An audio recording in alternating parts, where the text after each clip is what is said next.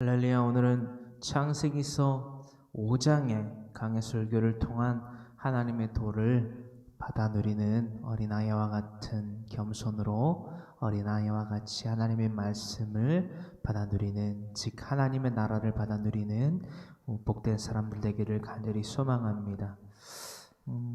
우리가 강해 설교를 통하여서 나눠보지 못했던 아담의 계보로부터 노아의 방주, 그죠? 그 홍수 사건에 대한 것들을요, 10장까지 기록되고 있는 그 말씀, 우리가 11장, 창세기에서 11장은 다 나눴던 말씀이기 때문에 10장까지의 말씀을 우리가 오늘부터 5장부터 10장에 대하여서까지 하나님의 말씀 나누기로 합니다.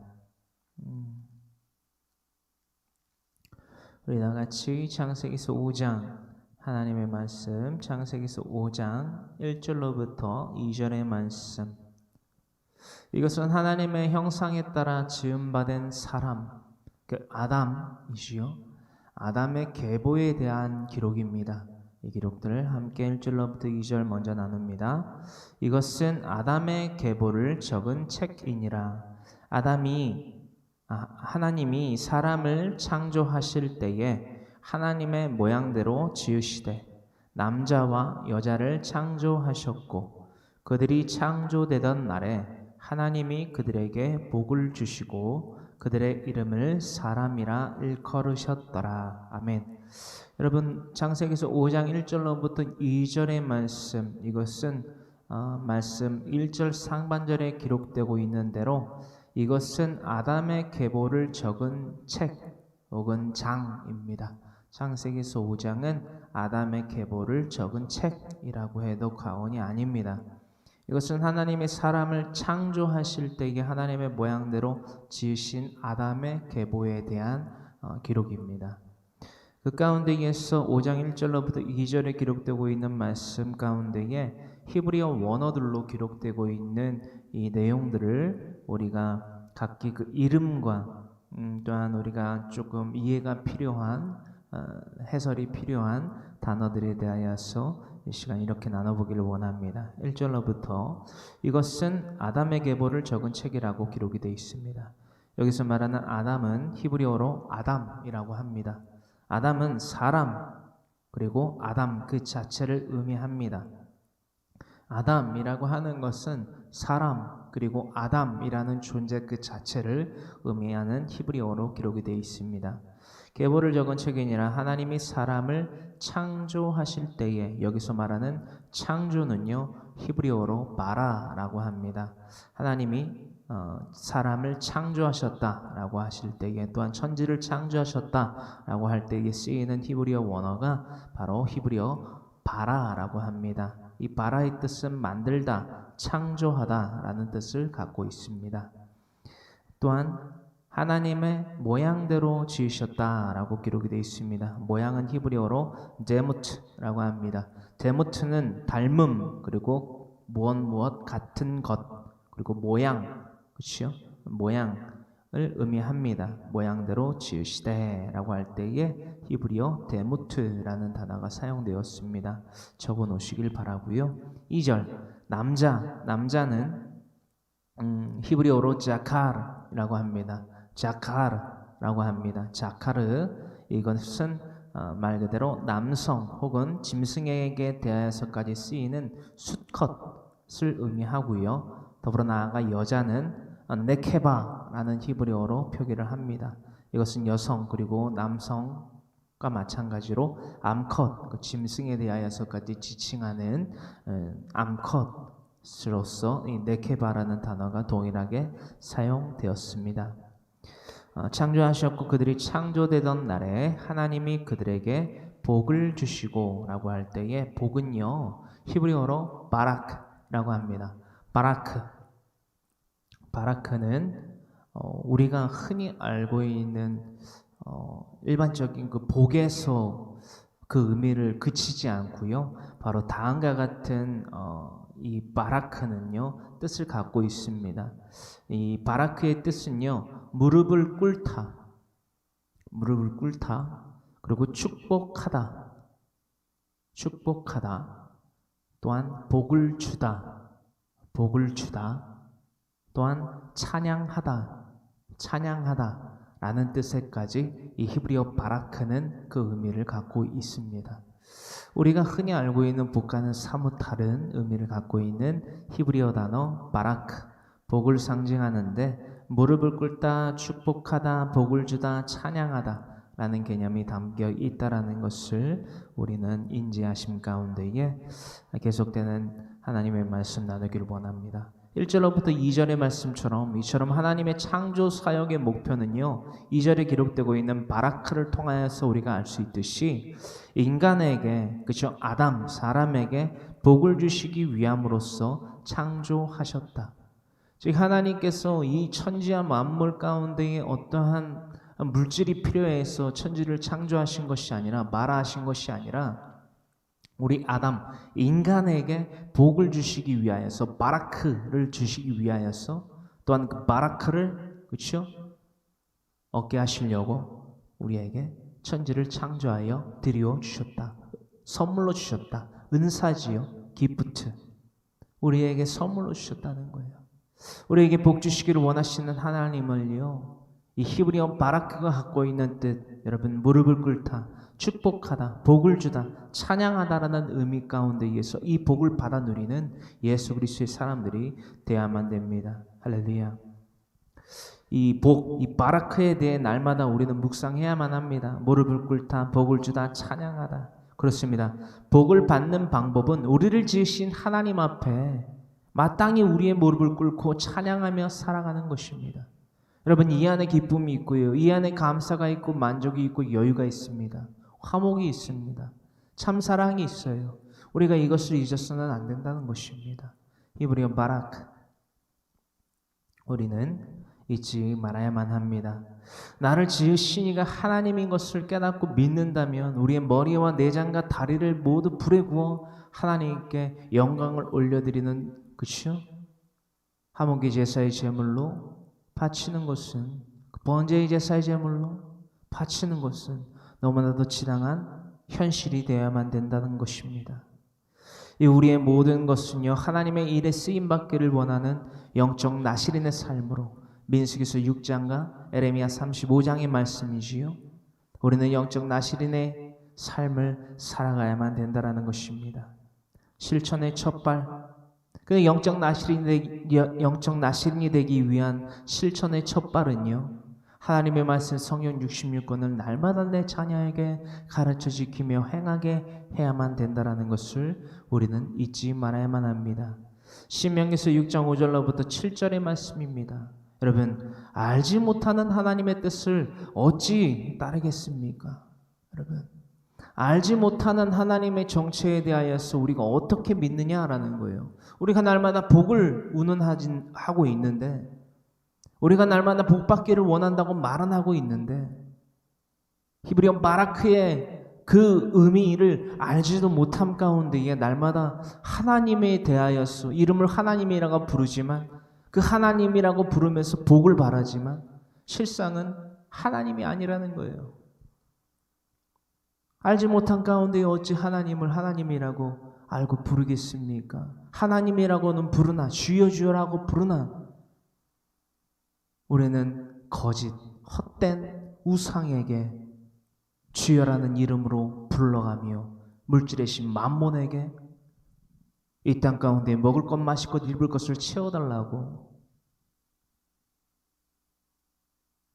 부르짖고 있지는 않는가? 날마다 우리는 살펴보아야만 된다는 것입니다. 또한 믿음으로 얻는 구원을 어찌 알지 못하는 하나님에게서 구하느냐라는 거예요, 여러분.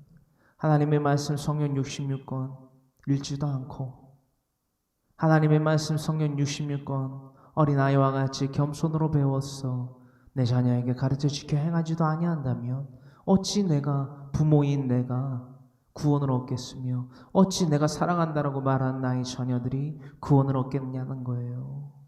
대대손손 내 자녀에게 물려준 그 믿음의 유산이 없다면, 그 그 믿음의 유산이 없다면 내가 단지 물려줄 수 있는 것은 사랑해라는 말과 괜찮아라는 말, 헛된 그런 말밖에 없다면 여러분, 혹은 수많은 이 땅 가운데 이 재물밖에 없다면 얼마나 여러분 삶이 불안합니까? 불행합니까? 여러분, 내 손에 내 통장에 잔고에 수조가 있다고 한들 여러분들 매스컴에 보세요. 그들이 행복해 보이던가요? 돈이 많으면 행복한가요? 이 땅에서의 기준조차도 그러던가요, 여러분? 돈이 많으면 행복하던가요? 제 주위에는 억만장자들이 많습니다. 상당한 부유한 이들이 몇 있어요. 여러분, 정말 그들의 실명을 거론은 하지 못하겠지만 그분들의 삶을 보면요, 글쎄요, 부유함이 그들에게 행복의 기준이 되지는 않습니다.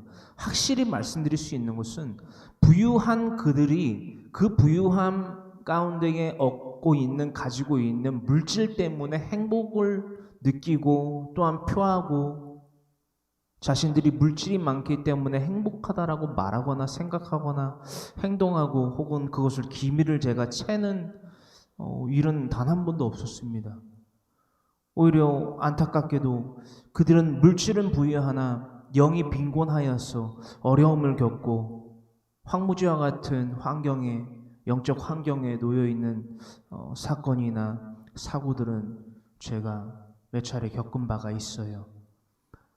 이처럼 이 땅 가운데의 기준조차도 여러분 실상을 보면요, 물질이 행복의 기준이 결코 될 수가 없습니다. 사랑해라는 말이, 괜찮아라는 말이, 예수 그리스도를 제외하고 그들의 오고 가는 그 말 가운데 이게 화평이, 화목이 결코 있을 수 없습니다. 저는 그걸 발견했어요. 여러분, 이 앞에 보이는 황모세라는 이의 가정 가운데에서 사랑해라는 말이, 괜찮아라는 말이 오고 가지 않았었던가요? 않았었을까요, 여러분? 서로를 위해 준다라고 생각하고 말하고 행동하는 현실들이 없었던가요? 없었을까요, 여러분? 여러분들의 가정에는 어떠합니까? 그 말 안 해본 적 없고요. 그 행실을 안 해본 적이 없어요, 여러분. 그런데 여러분, 오늘날의 현실을 보십시오. 여러분, OECD 국가 가운데에서 대한민국이요, 이거 1위예요, 1위. 뭐가 1위냐? 자살률 1위예요, 여러분. 작은 땅덩어리 안에서 여러분 모여 사는 옹기종기 대한민국의 반쪽짜리 국가에서, 그렇잖아요? 반쪽짜리 국가잖아요. 남북이 갈라졌잖아요. 불법 침략으로 인해서, 불법 남침으로 인하여서 북한에. 그럼에도 불구하고 그 작은 한반도에서 또 반이 나뉘어져서 남한이라고 하는 대한민국, 이 국가가요, OECD 국가 가운데에서 자살률이 1위예요, 여러분. 이게 말이나 됩니까? 그러면서 선진국이다 아니다라는 것을 논하고 있어요, 여러분. 이게 얼마나 허황된 말이고 생각이고 현실인지 아십니까, 여러분? 오늘날 우리 그리스도인들의 삶의 이 현실은요, 이것을 볼 줄 알아야 돼요. 왜 그들이 아파트 옥상에 올라가고, 왜 그들이 자신의 고층 아파트 베란다 문을 열고, 왜 자신의 방의 창문을 열고 그들이 뛰어내리는가? 이게 우리들의 현실이라는 거예요. 왜 그들의 귀에 예수 그리스도의 복음을 들리지 않게 했는가? 여러분, 물론 하나님의 나팔 소리를 우리가 크고 모든 이들에게 불러서 알려줬다 한들 그들의 각자 도생으로서 자신들의 선택에 의해서 스스로 자신들의 영혼을 멸절시키는 이들 또한 있습니다. 네, 알아요. 하지만 여러분, 우리가 그것을 확대 해석하면 안 됩니다. 여러분, 무엇을 확대해서 해석해야 되느냐? 우리가 굳이 말해서 짚어 말하자면 왜 그들이 그런 환경에 밖에 처해질 수 없었는가? 여러분, 오늘날의 현실을 보세요. 코로나19라는 위기가 터졌습니다. 여러분, 각자 어떻게 행동한가요? 하나가 되지가 않습니다. 우리 그리스도인이라고 하는 우리 교회 공동체들이 하나가 되지 않아요. 각기의 다른 생각과 각자의 방법대로 이 위기에 대하여서 처신들을 합니다. 처신들을. 각기 왕들이 되어서, 각기 속에 내 오른 대로 왕들이 되어서 살아갑니다. 여러분 또 하나의 현실을 말씀드릴까요? 지금 호주라는 국가 아시죠? 호주라는 국가는요, 지금 코로나19라는 위기 가운데 놓여 있는 대한민국과는 반대로, 그렇죠? 지금 호주의 스트리트 거리에는요, 사람들이 마스크를 쓰고 돌아다니지를 않습니다. 어떤 말씀인지 아세요? 마스크를 벗고 자유롭게 일상을 회복했다라는 거예요. 여러분, 호주라는 국가가요, 뭐 청정 지역이다, 뭐다. 여러분, 우리나라도 청정 지역이 아주 많습니다. 산도 많고요. 여러분, 바다가 삼면으로 이루어져 있고, 그 말인즉슨 나무가 자라나고 푸른 초가 자라나는데 이게 아주 유익한 환경이라는 거예요, 여러분. 여러분, 뭐 호주만큼은 아니더라도 그게 버금갑니다, 여러분. 이 작은 땅덩어리 안에서도 하나님이 쥐어주신 은혜가 너무나도 많다라는 거예요. 지리적인, 기후적인. 사계절이 너무나 뚜렷하고 오존층 파괴돼서 조금씩 그것이 감하여지지만, 제가 지금 여러분들에게 말씀드리고 싶은 현실은요, 호주라는 국가가요, 믿음이 있고 없고를 떠나서 잠시 호주라는 국가가 코로나19라는 위기가 터졌을 때 어떻게 대응한지에 대한 탐구가 필요하다는 거예요, 여러분. 그들이 제1순위로 둔 것은 무엇이냐? 생명의 안위예요. 생명의 안위. 여러분, 생명이 있어야지, 여러분. 생명이 달려 있어야지 예수 그리스도의 복음을 영접하고 믿고 의지하고 가르쳐 지켜 행하는 삶에까지 어레인지 연결이 되는 거지요. 허나 우리들의 삶은 어떠냐라는 거예요. 각자 왕들이 돼서 각자 임금이 돼서 코로나19가 터지든 말든 사람이 죽어나가든 말든 우리는 우리의 믿음을 고수하겠다 라고 외치면서 살아가는 왕들이 왜 이렇게 많은 거예요? 여러분, 어떤 말씀인지 이해하실까요? 먼 데서 찾을 필요도 없어요. 우리가 밟고 있는 이 지구라는 생명체들 가운데에서 호주라는 국가만 보더라도 그들이 어떻게 무엇을 제1순위로 여기고 살아갔을 때에 그러한 지금의 자유를 누리는가? 여러분, 코로나19가 터졌을 때 그들은요, 이동을 금지했습니다. 여러분, 이동을 금했어요.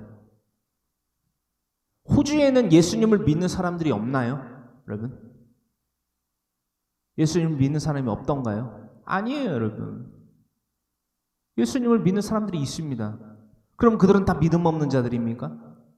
여러분, 필요한 교회가 코로나19가 닥치고 일어나고 바로 이 비대면 예배로 진입을 했어요. 왜일까요? 그저 제 머리와 내장과 의지대로, 다리의 그 의지대로 행동했던 것일까요? 아닙니다. 우리가 그것이 아닌 것이라는 것을 우리는 나병 환자에 대한 규례로부터 부정에 대한 규례, 그저 정결법에 대한 것들을 통하여서 알아봤어요. 이것은 하나님이 이미 제시하신 솔루션입니다. 이미 하나님께서 명하신 규례예요. 여러분, 이것은 분별입니다. 거룩입니다. 날마다 우리들은요, 하나님의 말씀으로 우리들의 삶을 살펴야 됩니다. 조명받아야만 돼요. 그러하였을 때 각기 소견에 오른 대로 왕들이 되어서 살아가지 않는다라는 것입니다. 우리의 왕은 단 한 분입니다. 하나님, 예수 그리스도, 또 다른 보혜사 곧 성령님, 성삼위일체 하나님이심을 우리는 믿는다라고 말하는 그 대상이신 하나님을 온전한 우리의 왕이시오, 임금이시오, 통치자로서 왕으로서 모셔드리는 바라크의 삶을 살아야만 된다는 것입니다. 그러므로 신명기서 6장 5절로부터 7절의 말씀, 너는 마음을 다하고 뜻을 다하고 힘을 다하여 네 하나님 여호와를 사랑하라. 오늘 내가 내게 명하는 이 말씀을 너는 마음에 새기고 네 자녀에게 부지런히 가르치며 집에 앉았을 때이든지 길을 갈 때이든지 누워있을 때이든지 일어날 때이든지 이 말씀을 강론할 것이며 정말 하나님을 사랑하십니까? 또한 내 자녀를 사랑하십니까? 내 부모를 사랑하십니까? 내 친지와 이웃들을 정말 사랑하세요. 이 본을 보여야 돼요. 하나님의 말씀을 온 마음과 온 뜻과 정성을 다하여 사랑하는 것을 증명하는 그 믿음을 갖는 것은요, 방책은 유일합니다. 다른 게 아니에요. 다른 건 될 수가 없습니다. 오직 하나님의 말씀 성경 66권을 내 자녀에게 가르쳐 지키며 행하게 하라는 것입니다. 그렇다면 신명서 6장 5절로부터 이 7절의 말씀 가운데에서 여러분 자녀 7절에 내 자녀에게 부지런히 말씀을 가르치라는 것은 왜입니까? 자녀는 곧 뭐예요? 여러분 믿음의 유산을 상속받아야 될 대상이라는 것입니다. 내가 내 자녀에게 믿음의 유산을 상속해 줬을 때에 그 본을 본받아서 내 자녀가 하나님의 말씀 66권을 가르쳐 지켜 또 행하게 하는 거예요. 누구에게? 내 자녀가 내 자녀의 자녀에게. 이게 뭐예요, 여러분? 대대손손이에요, 여러분. 우리가 물려줘야 하는 유산은요, 돈이 아니에요. 부동산이 아니에요, 여러분. 그것은 있으나 없으나 많아요, 여러분. 여러분, 있든 없든 그만입니다. 하지만 이것은 분명히 있어야 돼요. 왜? 이것이 곧 하나님께 대한 믿음을 증명하는 것이며 하나님께 증명하는 이 믿음을 통하여서 우리가 영원한 하나님의 나라 파테르가 계신 파트리스 천국에 들어간다라는 것입니다. 이 간단한 논리를 가져다가 왜 우리들은 얘를 먹고 있는지 모르겠어요. 하나님의 말씀 성경 66권 창세기로부터 계시록까지 가르쳐 지키며 행하게 하면 되는 것입니다. 여러분 예수님이 그걸 하셨고요. 하나님이 각기 선지자들을 통하여서 사도들을 통하여서 선지와 선견자들을 통하여서 왕들을 통하여서 사사들을 통하여서 주의 종들을 통하여서 사도들을 통하여서 심지어는 예수님께서 즉 하나님께서 육신의 몸을 입고 직접 내려오셔서 또한 또 다른 부에서 그 성령님의 직접 계시를 통하여서 제자들에게 기록하게 하셨다라는 거예요. 이게 성경 66권입니다. 근데 이것도 가르쳐 지켜 행하지 않고서 예수님을 믿는다? 그게 말이 안 된다라는 것을 우리들 가운데 누구는 알고 누구는 모릅니다. 여러분, 날마다 수박에 겉을 핥으면서 제가 참 희한한 게 뭐냐면 제가 아주 오래전부터 이 수박에 겉을 핥는다는 표현을 많이 썼는데 어디에서 SNS에서 그 뭐 페이스북이나 이제 뭐 유튜브, 뭐 인스타그램 이런 데에서 글을 봤는데 수박의 겉껍질을 핥는 뭐 이런 표현들을 쓰는 이 기독교 게시물들을 봤어요. 참 신기하더라고요. 그런 표현을 쓰는 사람이 또 있구나. 정말로 이 수박의 겉껍질 그 쓰디쓴 그렇죠? 쓴맛이 나는 그런 겉껍질을 핥아 먹으면서 아 참 달다 이게 수박의 참맛입니다. 여러분 이것을 꼭 먹어봐야 됩니다. 라고 하고 외치고 있다라는 거예요. 그게 뭐냐? 마태복음 7장에 기록되고 있는 말씀 그대로 나더러 주여 주여 하는 자마다 다 천국에 들어갈 것이 아니요 다만 하늘에 계신 내 아버지의 뜻대로 행하는 자라에 들어가리라. 이것은 뭐냐? 불법을 행하는 독사의 자식들의 행위에 대하여서 경책하시는 거예요, 여러분. 불법이 무엇이냐? 하나님의 말씀을 어린 아이와 같이 겸손으로 배워서 진취적으로 그렇잖아요, 여러분. 우리가 제가 몇 번 여러분들에게 나눴지만 어린이집에서 그렇죠? 근데 뭐 자녀가 있다면 자녀가 유아이기 때문에 어린이집에서 하루 종일 있다가 집에 오잖아요. 근데 어쩔 때 가장 부모님들은 기쁘실까요? 자녀에 대하여서 자녀가 어린이집에서 배운 뭐 올챙이송을 배워가지고 엄마랑 아빠를 그쵸? 이 뭐요 그거 그 현관에서부터 엄마 아빠를 앉지도 못하게 한 다음에 엄마 아빠 이거를 보라고 막 자랑을 하는 거예요. 자기가 배운 거를 여러분 그러면서 올챙이송을 율동이랑 함께 한다고 한번 생각해 보세요. 엄마 아빠가 다리 아픈 거를 여러분 생각이나 나겠습니까? 그 아이가 너무 예뻐가지고 예? 귀여워가지고 보듬어 주고 아이고 그랬냐고 같이 춤도 추면서 아빠가 엄마가 오히려 아이한테 배우는 거예요, 여러분. 이게 진취적인 아이라는 것입니다. 예수님이 심지어는 이 아이를 통해 갖고 비유를 일러서서 말씀해 주셨는데 또한 어린 아이들이 날마다 예수님에게 찾아와서 배우려고 했던 것처럼 여러분 날마다 우리가 어린 아이와 같이 겸손이 뭐예요, 여러분? 내 머리와 내장과 다리를 다 불에 구워서 온전히 예수 그리스도의 말씀, 온전히 하나님의 성령 66권 말씀을 배우는 거예요. 그리고 새 사람으로서 마음의 할례를 받아서 이제는 나의 생각과 말과 행동으로 살아가는 것이 아니라 하나님의 방식대로 하나님의 말을 전하고 하나님의 생각을 하고 여러분 날마다 하나님이 거룩하신가 같이 우리도 거룩한 자가 되어서 영적 나신의 삶을 살아가야만 된다는 것입니다. 이게 그리스도인이에요. 이게 마음의 할례를 받고 물과 성령으로 거듭난 자의 삶이어야만 된다는 것입니다. 여러분 믿음은요 말로 하는 게 아니에요. 행함으로 보이는 것입니다. 히브리서 11장의 믿음의 선지인들에 대한 기록들을 참고하시길 바라면서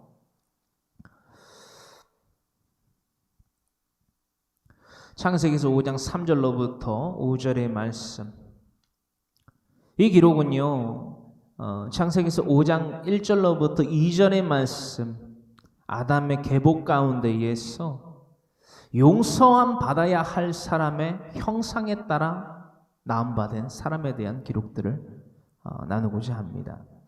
창세기서 5장 1절로부터 2절의 말씀은 하나님의 형상에 따라 지음받은 사람, 즉 아담에 대한 기록이고 3절로부터의 말씀은 용서함 받아야 할 사람의 형상에 따라 낳게 된 사람이라는 것입니다. 여러분, 이것은 무엇을 의미하느냐? 하나님의 형상에 따라 지음바 되었으나 타락함으로 말미암아 불순종으로 말미암아 타락을 겪었지요. 우리가 나눠봤던 것처럼 타락의 결과로 말미암아 용서함 받아야 할 죄인이 되었다라는 거예요. 누가? 아담이. 그 아담의 계보로부터 난 자들에 대한 기록이다라는 것입니다. 어떤 말씀인지 이해되실까요? 용서함 받아야 될 죄인들로서 이 땅 가운데에 태어날 수밖에 없는 인류에 대한 기록들을 담고 있다라는 것입니다. 창세기서 5장 3절로부터 5절의 말씀 함께 합독합니다. 아담은 130세에 자기의 모양, 그렇죠? 하나님의 형상에 따라 지음받은 아담이 자신의 모양, 곧 자기의 형상과 같은 아들을 낳아 이름을 셋이라 하였고, 아담은 셋을 낳은 후 800년을 지내며 자녀들을 낳았으며 그는 930세를 살고 죽었더라. 아멘. 할렐루야. 우리가 이 창세기서 5장 3절에 기록되고 있는 말씀 그대로 아담은 130세에 자기의 모양 곧 자기의 형상과 같은 아들을 낳는데 이름을 셋이라고 했대요. 근데 이 말씀만 보면은 이해가 아리송할 수 있습니다. 아담과 하와의 자녀들은 가인과 아벨 아닌가? 라고. 그치? 근데 이 기록은요, 창세기서 5장 3절의 기록은요, 130세에 아담이 낳은 자녀 셋에 대한 기록입니다. 우리가 알고 있는 그 가인과 아벨의 기록은요, 우리가 지금 민수기서 10장을 나누고서 11장을 나눠야 되는데 이전에 못 나눴던 이 창세기서 5장으로부터 강해 설교를 지금 다시 나누고 있는 것이기 때문에 어떤 것을 인지해야겠지요? 창세기서 4장에 기록되고 있는 가인과 아벨의, 그렇죠? 그 아담과 하와의 자녀들인 가인과 아벨, 그렇죠? 그 다음에 셋을 낳았다는 거예요, 여러분. 이 기록이 이렇게 이어지는 것입니다. 고개 갸우뚱하신 분들 이해는 되지만 이제 고개를 갸우뚱거리실 게 아니다라고 이제 부연 설명을 드리는 거예요. 자기의 형상과 같은 아들을 낳아 이름을 셋이라 하였고, 아담은 셋을 낳은 후 800년을 지내며 자녀들을 낳았으며 그는 930세를 살고 죽었더라. 아멘. 이 5장 3절의 말씀 가운데에서 자기의 형상은요, 이 찰렘이라고 합니다. 찰렘. 모양은 데무트라고 우리가 5장 1절에 나눴잖아요. 5장 1절에는 데무트라는 단어로서 이 모양이라는 단어를 그렇죠? 우리가 나눠봤고 형상은 찰렘이라고 합니다. 이 찰렘은요 형상이라는 그 자체를 의미하기도 하지만 비유적으로는 허상을 의미합니다. 허상. 그러니까 하나님의 형상에 따라 지음받은 아담이 범죄함으로써 그 직무를 유기했죠. 여러분 창세기서 2장 15절로부터 16절에 직무를 유기함으로써 그렇죠? 허상이 돼버리는 거예요. 자신의 모양에 따라 그렇죠? 잉태케 된 자녀 그렇죠? 이것은 셋뿐만이 아니라 가인과 아벨 또한 포함되어 있다는 사실들을 우리는 역력히 발견할 수 있는 히브리어 원어인 찰렘이라는 것입니다. 자기의 형상과 같은 아들을 낳아 이름을 셋이라 하였고 여기서 셋은요 히브리어로는 이렇게 발음합니다. 셋라고 합니다. 셋이라고 합니다. 셋라고 하는데요. 뭐 트 발음까지 내주는 것이 셋이라고 해도 되고, 네, 셋라고 발음이 표기는 돼 있습니다. 셋라고. 근데 이 셋이라고 개역 개정에서 번역되어서 쓰여져 있는 이 셋은요 어떤 의미를 갖고 있냐? 노인, 그러니까 놓여 있다라고 할 때 노인이라는 노인이 아니라 그 어르신이 아니라 놓여 있다, 그렇죠? 부지언, 그러니까 놓여 있다, 어디에 놓여 있다라고 할 때 쓰는 노인, 노임 뭐 이런 뜻을 갖고 있다라는 거예요. 여러분 하나님의 형상대로 지음받은 아담 그러나 직무를 유기하지요. 창세기서 2장 15절로부터 16절이 그렇죠? 아담에게 내려진 직무이며 그 아담에게 내려진 직무에 대하여서 충성하기 위하여서 또한 돕는 배필로서 그 직무를 돕는 배필로서 하와가 자신의 갈빗대, 그렇죠? 아담의 갈빗대 하나를 취하여서 만들어진 사실이 있다라는 것을 우리는 나누어 보았습니다. 그 직무를 유기함으로써 이 직무는 뭐였죠? 잠깐 나누자면 창세기서 2장 15절로부터 16절의 직무는 뭐죠? 복을 받아 누리는 거예요. 여러분 복을 받아 누리는 것이 아담과 하와에게 내려진 직무였단 말이에요. 바라크, 어떤 복이죠? 이끄심의 복, 라카흐, 이끄심이라는 뜻을 갖고 있는 라카흐, 그렇죠? 이 복을 받아 누리는 것이 즉 경작의 복이 이 아담과 하와에게 내려진 직무였다. 가장 먼저 궁극적으로 아담에게 내려진 직무였으나 창세기서 2장 15절로부터 16절에 아담에게 내려진 직무를 유기하였을 때에 그 직무를 돕기 위하여서 붙여진 돕는 배필인 하와 자신이 가고 싶은 대로 하고 싶은 대로 자신의 욕심에 이끌려서 선악을 알게 하는 나무의 곁으로 나아갔다. 왜죠? 할 게 없잖아요. 여러분 우리들의 삶도 마찬가지입니다. 우리가 하나님의 말씀을 읽지 않고요. 우리가 하나님의 말씀을 가르쳐 지키며 행하는 삶으로서 우리의 삶을 온통 물들이지 아니한다면요. 날마다 이게 살아납니다. 머리가 살아나요. 내장이 살아나요. 다리가 살아나요. 그래서 왕노릇을 하는 거예요. 각기 소견에 오른 대로 로마서 8장 5절로부터 육신의 생각은 하나님과 원수가 되며 그 육신의 생각으로는 하나님의 도에 따라 살아갈 수도 없고 복종도 할 수 없습니다.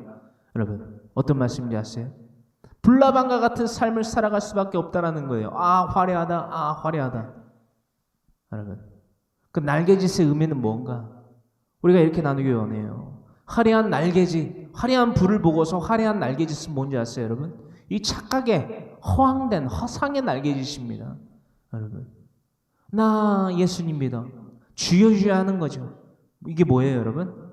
나 예수님 믿어. 그러니까 구원 얻어. 따놓은 당상이야. 내가 이 날개짓을 몇천 번을 하든 몇만 번을 하든 구원은 따놓은 당상이야. 내가 날마다 불을 향하여서 나아가도 나는 멸절받지 않아. 멸절하지 않아. 구더기도 죽지 아니하고 영원히 꺼지지 아니한다는 그 불못에 난 결코 떨어지지 않아. 난 땔감이 되지 않아. 여러분 그래서 바리새인과 수많은 사두개인들이 세리 요한에게 세례를 받으려고 요단강에 나온 거예요. 그게 마태복음 3장의 기록이고요. 여러분, 마태복음 11장 18절로부터 19절에 바리새인과 세리의 기도 가운데에서 예수님께서 누구에게 의롭다 하셨죠? 세리에게 의롭다 하셨어요. 왜? 여러분, 바리새인은요 회개하지 않습니다. 그저 율법을 지키면 자신의 의로 조상의 유전에 따라 하나님의 말씀을 가감하여 지키는 조상의 유전에 따라 미드라시도 그에 포함되고요.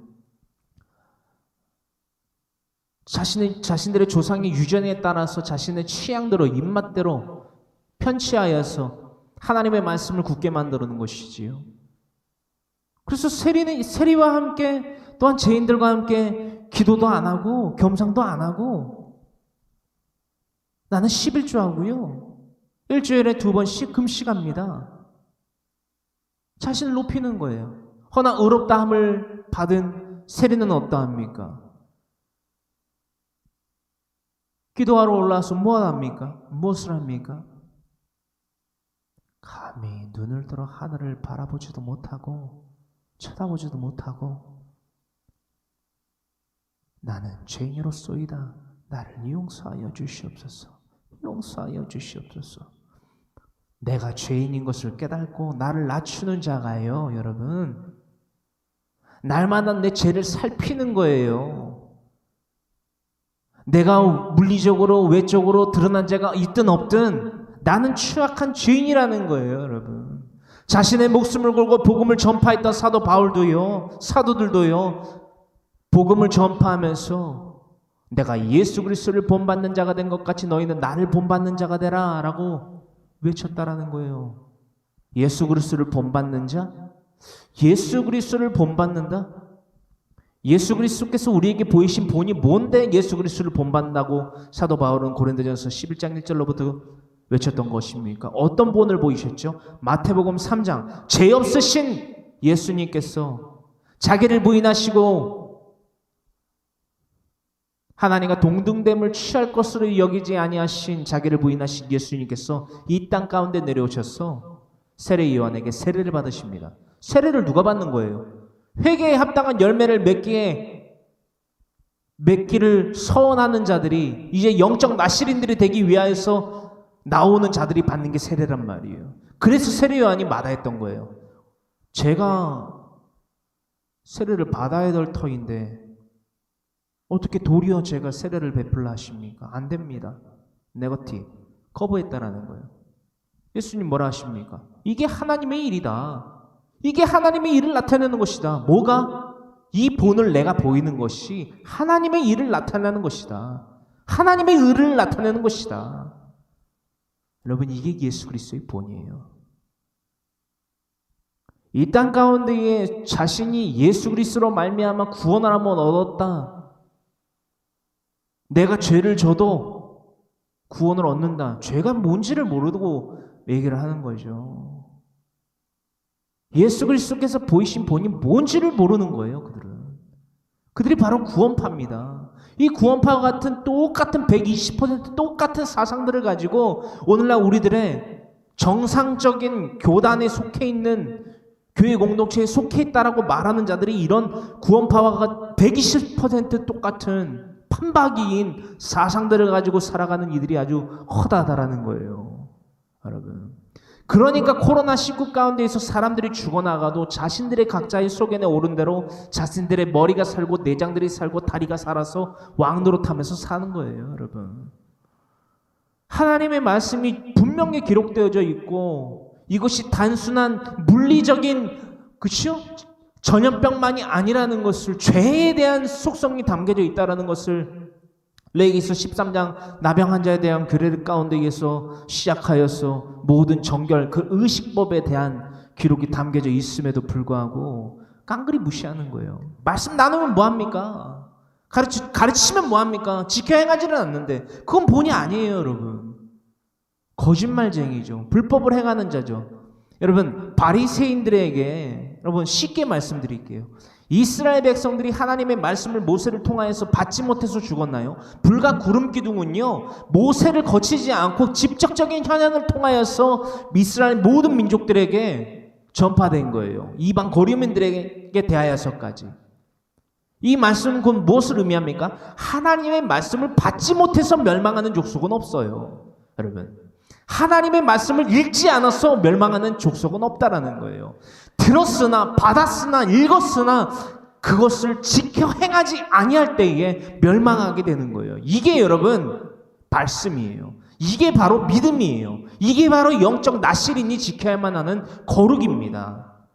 여러분, 오늘날 이 대한민국 이 땅뿐만이 아니라요, 전 세계에 있는 모든 예수님을 믿는다라고 말하는 자들이요, 이제 혼란 가운데에 처해지게 됩니다. 여러분, 어떤 혼란이냐? 하나님의 말씀을, 성경책을 손에 잡고는 있으나 외우기는 하나, 읊기는 하나, 외치기는 하나, 지켜 행하지 아니함으로 말미암아 혼란을 겪게 된다는 거예요.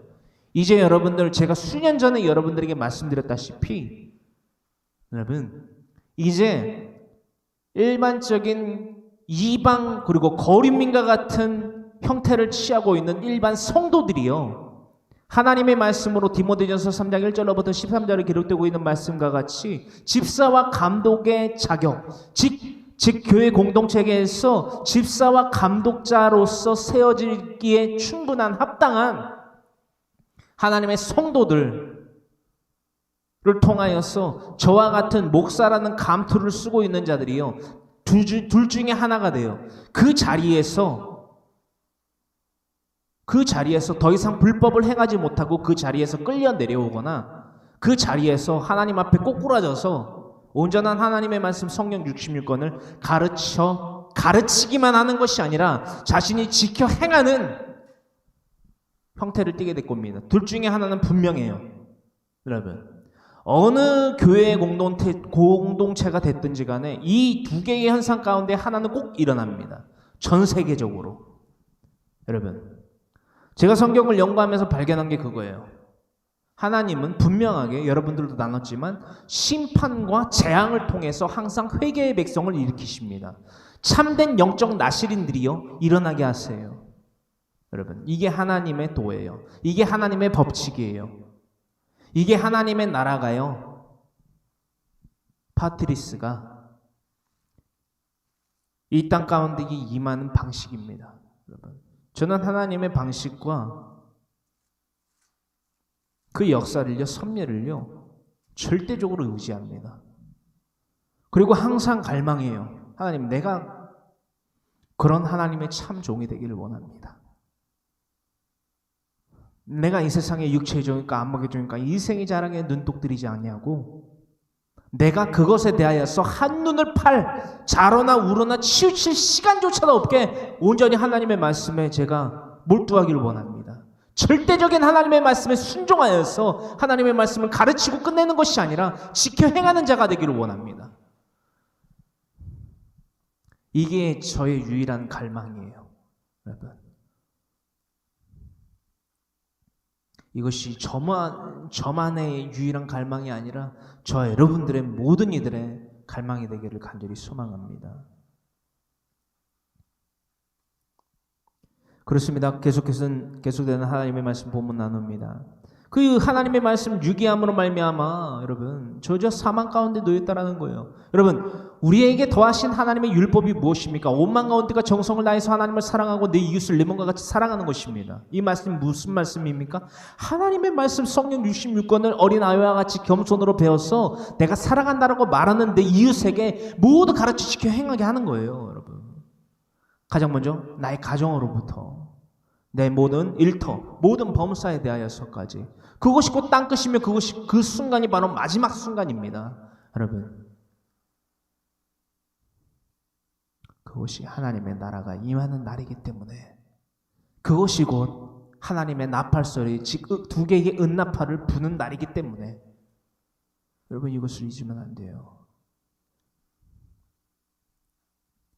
그 타락의 결과 가운데에서 잉태케 된 아들 셋은요, 또한 우리가 사장에서 나눠봤던 가인과 아벨, 저주 가운데에서 가인과 아벨과 셋이 태어났어요. 여러분, 자신의 아버지인 아담에게 이러한 유산을 받았습니다. 죄와 저주와 사망이라는 유산을 받았어요. 여러분, 이것을 우리는 잊어서는 안 됩니다. 궁극적으로 이 아담과 하와의 죄악 가운데에서 잉태된 가인과 아벨과 셋, 이들은 어떠한 유산을 원체적으로 근본적으로 받았느냐? 이 죄와 저주와 사망 가운데 놓이는 유산을 받았다라는 거예요, 여러분. 하지만 이 셋이라는 인물을 통하여서 우리가 창세기서 4장과 오늘 연결해서 나눠보게 될 것인데 이 셋이라는 인물을 통하여서 이 근본적으로 받았던 죄와 저주와 사망이라는 저주를 깨뜨리고자 하는 깨져야만 하는 이 죄와 저주와 사망에 대하여서 이 저주와 죄와 사망을 깨뜨려야만 된다 라는 것을 이 셋이라는 인물을 통하여서 이 노임이라는 의미를 갖고 있는 이름, 그렇죠? 셋을 통하여서, 인물을 통하여서 그 죄와 저주와 사망이라는 유산을 깨뜨리고자 하는 무브먼트, 그 운동이 일어나게 되는 사건을 오늘 나눠볼 것입니다. 여러분, 왜 그렇다면 죄와 저주와 사망이라는 유산을 이 셋이라는 가인이라는 아벨이라는 자녀들에게 줄 수밖에 없었는가? 이것은 아담이 930년을 살고 죽었다. 그렇죠? 930년이라는 이 땅 가운데의 시간의 개념을 마치고 죽었다라는 것을 통하여서 그 생애의 마감을 통하여서 하나님의 형상에 따라 지음받은 아담의 죽음을 통하여서 죄와 저주와 사망에 놓인 존재, 그럼으로써 셋은 또한 가인과 아벨은 죄와 저주와 사망을 유산으로 받을 수밖에 없다라는 것을 인류가 깨닫게 되었다라는 사실입니다. 어떤 말씀인지 아실까요? 여러분, 생명의 유한함은요, 죄와 저주와 사망에 대한 증거입니다. 죄와 저주와 사망을 왜 받았다고요? 창세기서 2장 15절로부터 16절의 말씀, 하나님의 명령에 대한 유기함을, 즉 불순종을 결과로 나올 수밖에 없는 하나님의 말씀에 대한, 그렇죠? 유기함. 하나님의 말씀에 대한 불순종은 곧 죄와 저주와 사망의 결과를 낳을 수밖에 없습니다. 여러분, 오늘날 이 말씀들의 교훈을 통하여서 분명히 우리는 경책받아야만 됩니다. 이대로 괜찮겠냐는 거예요. 여러분, 여러분들의 가정 가운데에 여러분들의 부모, 예수님을 믿는다라고 하는 여러분들의 부모님과 여러분들의 남편과 아내, 여러분들의 자녀, 친지, 이웃들, 하루에 몇 시간이나 하나님을 대합니까? 하루에 몇 시간이나 하나님의 말씀을 읽고 묵상하고 그 말씀을 가르쳐 지켜 행하게 합니까? 그 말씀의 의미들은 알고 있던가요? 그래서 여러분들에게 제가 여쭤보는 거예요. 괜찮겠느냐, 이대로. 여러분들이 사랑한다라고 말하고 괜찮다라고 말하는 그 대상들, 여러분들이 사랑하는 가족들, 우선 그것부터 챙겨보자고요. 우리의 가족들, 멸망할 수밖에 없는 삶을 날마다 치닫고 있는데, 불나방과 같은 삶을 날마다 살고 있는데 이대로 내버려 둬도 괜찮겠습니까? 여러분, 하나님의 말씀을 가르쳐 지켜 행하지도 아니하면서 그들에 대한 사랑을 어떻게 증명하려고 합니까? 여러분들은 하나님이 아니잖아요. 그들에게 영혼의 구원을 더해 줄 수 있습니까? 없잖아요. 그런데 무슨 사랑과 괜찮아 위로를 그들에게 더해 준다라고 말하고 있는 것입니까? 그것은 새빨간 거짓말이라고 저는 여러분들에게 당부의 말씀을 꼭 드립니다. 그건 새빨간 거짓말입니다. 하나님의 말씀 내 자녀에게 가르쳐 지켜 행하지도 아니하면서 자녀야 사랑한다, 아들아 딸아 사랑한다, 엄마 아빠 사랑해, 여보 사랑해, 새빨간 거짓말이에요. 그 거짓말부터 우리는 뜯어 고쳐야 됩니다. 종교개혁의 첫 번째 1의 대상은요, 바로 내 생각과 말과 의지입니다. 즉 나의 머리와 나의 내장과 나의 다리라는 거예요. 그게 출애굽기 12장의 말씀인데 우리가 나눴던 말씀 참 새롭네요. 이 민수기 10장까지 강해 설교를 다 나누고 있는 상황 가운데에서 다시 돌아와서 창세기서 5장에 나누지 아니하였던 강해설교 창세기 5장부터 나누자니 이게 참 새로워요. 그리고 창세기서 1장부터 이 누락된 장들을 빼고서 민수기서 10장까지 나눴던 분들은 이 말씀이 다 이해가 되시잖아요. 이렇게 돼야 돼요, 여러분. 이게 성경 66권에 걸쳐서 다 돼야 돼요, 여러분. 저도 아직 강해설교를 요한계시록까지 못 해봤기 때문에, 그죠? 안 했기 때문에 순종해야 되는데, 참, 딱 제가 그 평신도 사역 때부터 딱 카운터를 해보면 거진 10년이 되거든요. 그러니까는 평신도 사역했을 때부터 창세기 강해설교를 시작했으면은 지금, 그죠? 못해도 신약 몇 권 안 남았을 텐데, 그죠? 옥중서신 이런 데 나누고 있을 건데, 참. 그것도 참 근데 욕심인 것 같아요. 그런 욕심마저도 안 갖는 게 좋죠. 왜냐하면 하나님이 이끄셨으니까 이 길을. 그래서 참 감사하고 기쁜 거예요. 그의 죄와 저주와 사망이라는 것을 근본적으로 유산으로 받을 수밖에 없는 가인과 아벨과 셋에 대한 증거가 자신의 아버지인 아담의 930년의 생활을 끝으로 생을 마감했다라는 것이었다라는 것입니다. 할렐루야. 그것은 하나의 에비던스 증거예요. 죄와 저주와 사망에 대한 증거. 그러니까 생명의 유한함은요, 죄와 저주와 사망에 대한 증거라는 정의입니다. 여러분, 허나 셋은요, 여러분, 아벨과 같이 이 셋은 그 저주를 깨뜨릴 방법을 날마다 모색했습니다. 여러분, 이것이 우리에게 탐구의 과제가 되어야만 돼요. 셋은 어떠한 노력을 했는가? 셋은 누구인가? 오늘 이것을 알아볼 거예요.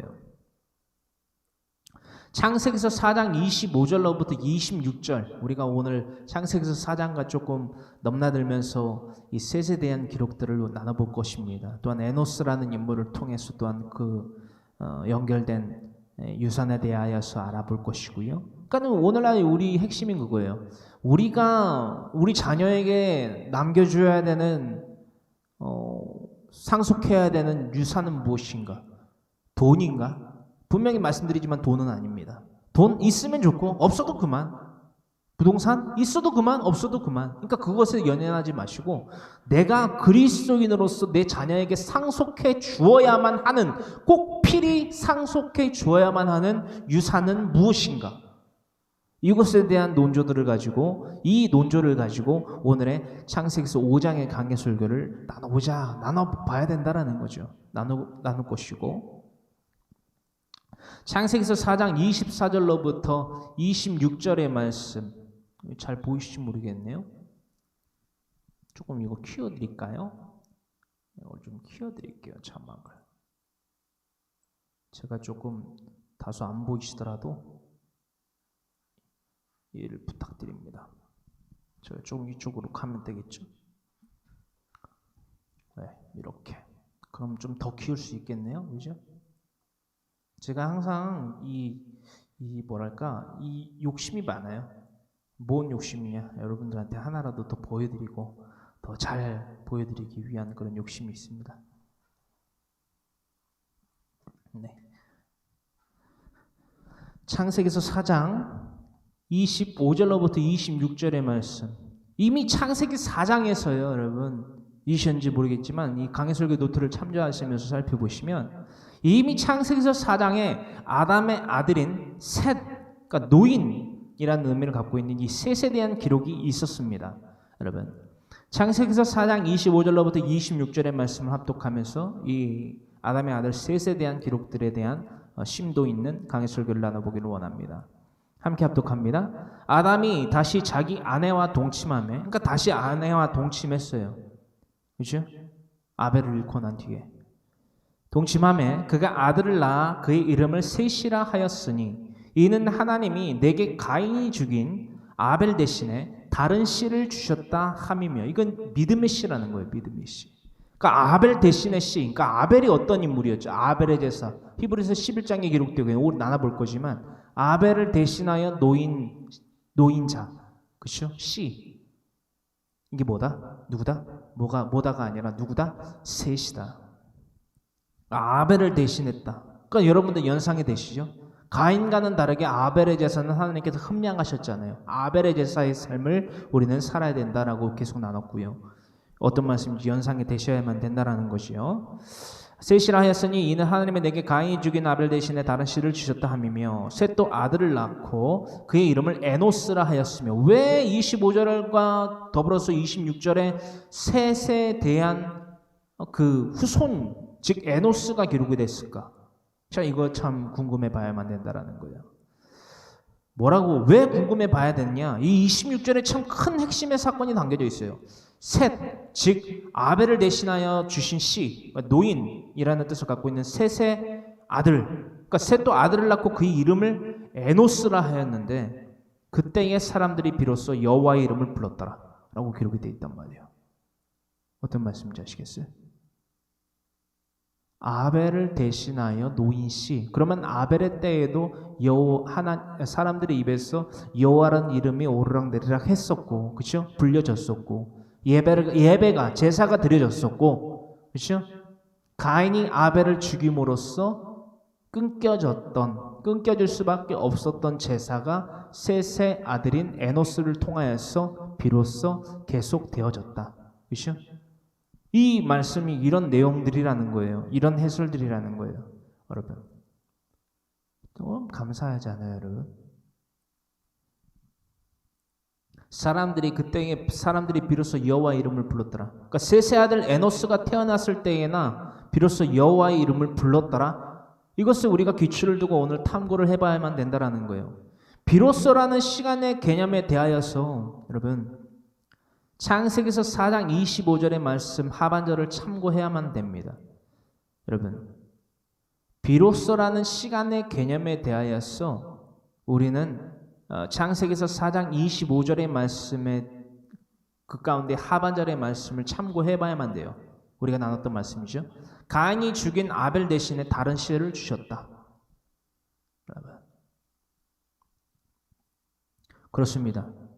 이 셋 그리고 셋의 아들 예노스는요 아벨의 제사를 연상시키고 또한 연장시키는 도구로 사용된 하나님의 예배자였음을 우리는 창세기서 5장의 강해 설교와 창세기서 4장에 나눴던 강해 설교의 내용들을 합쳐서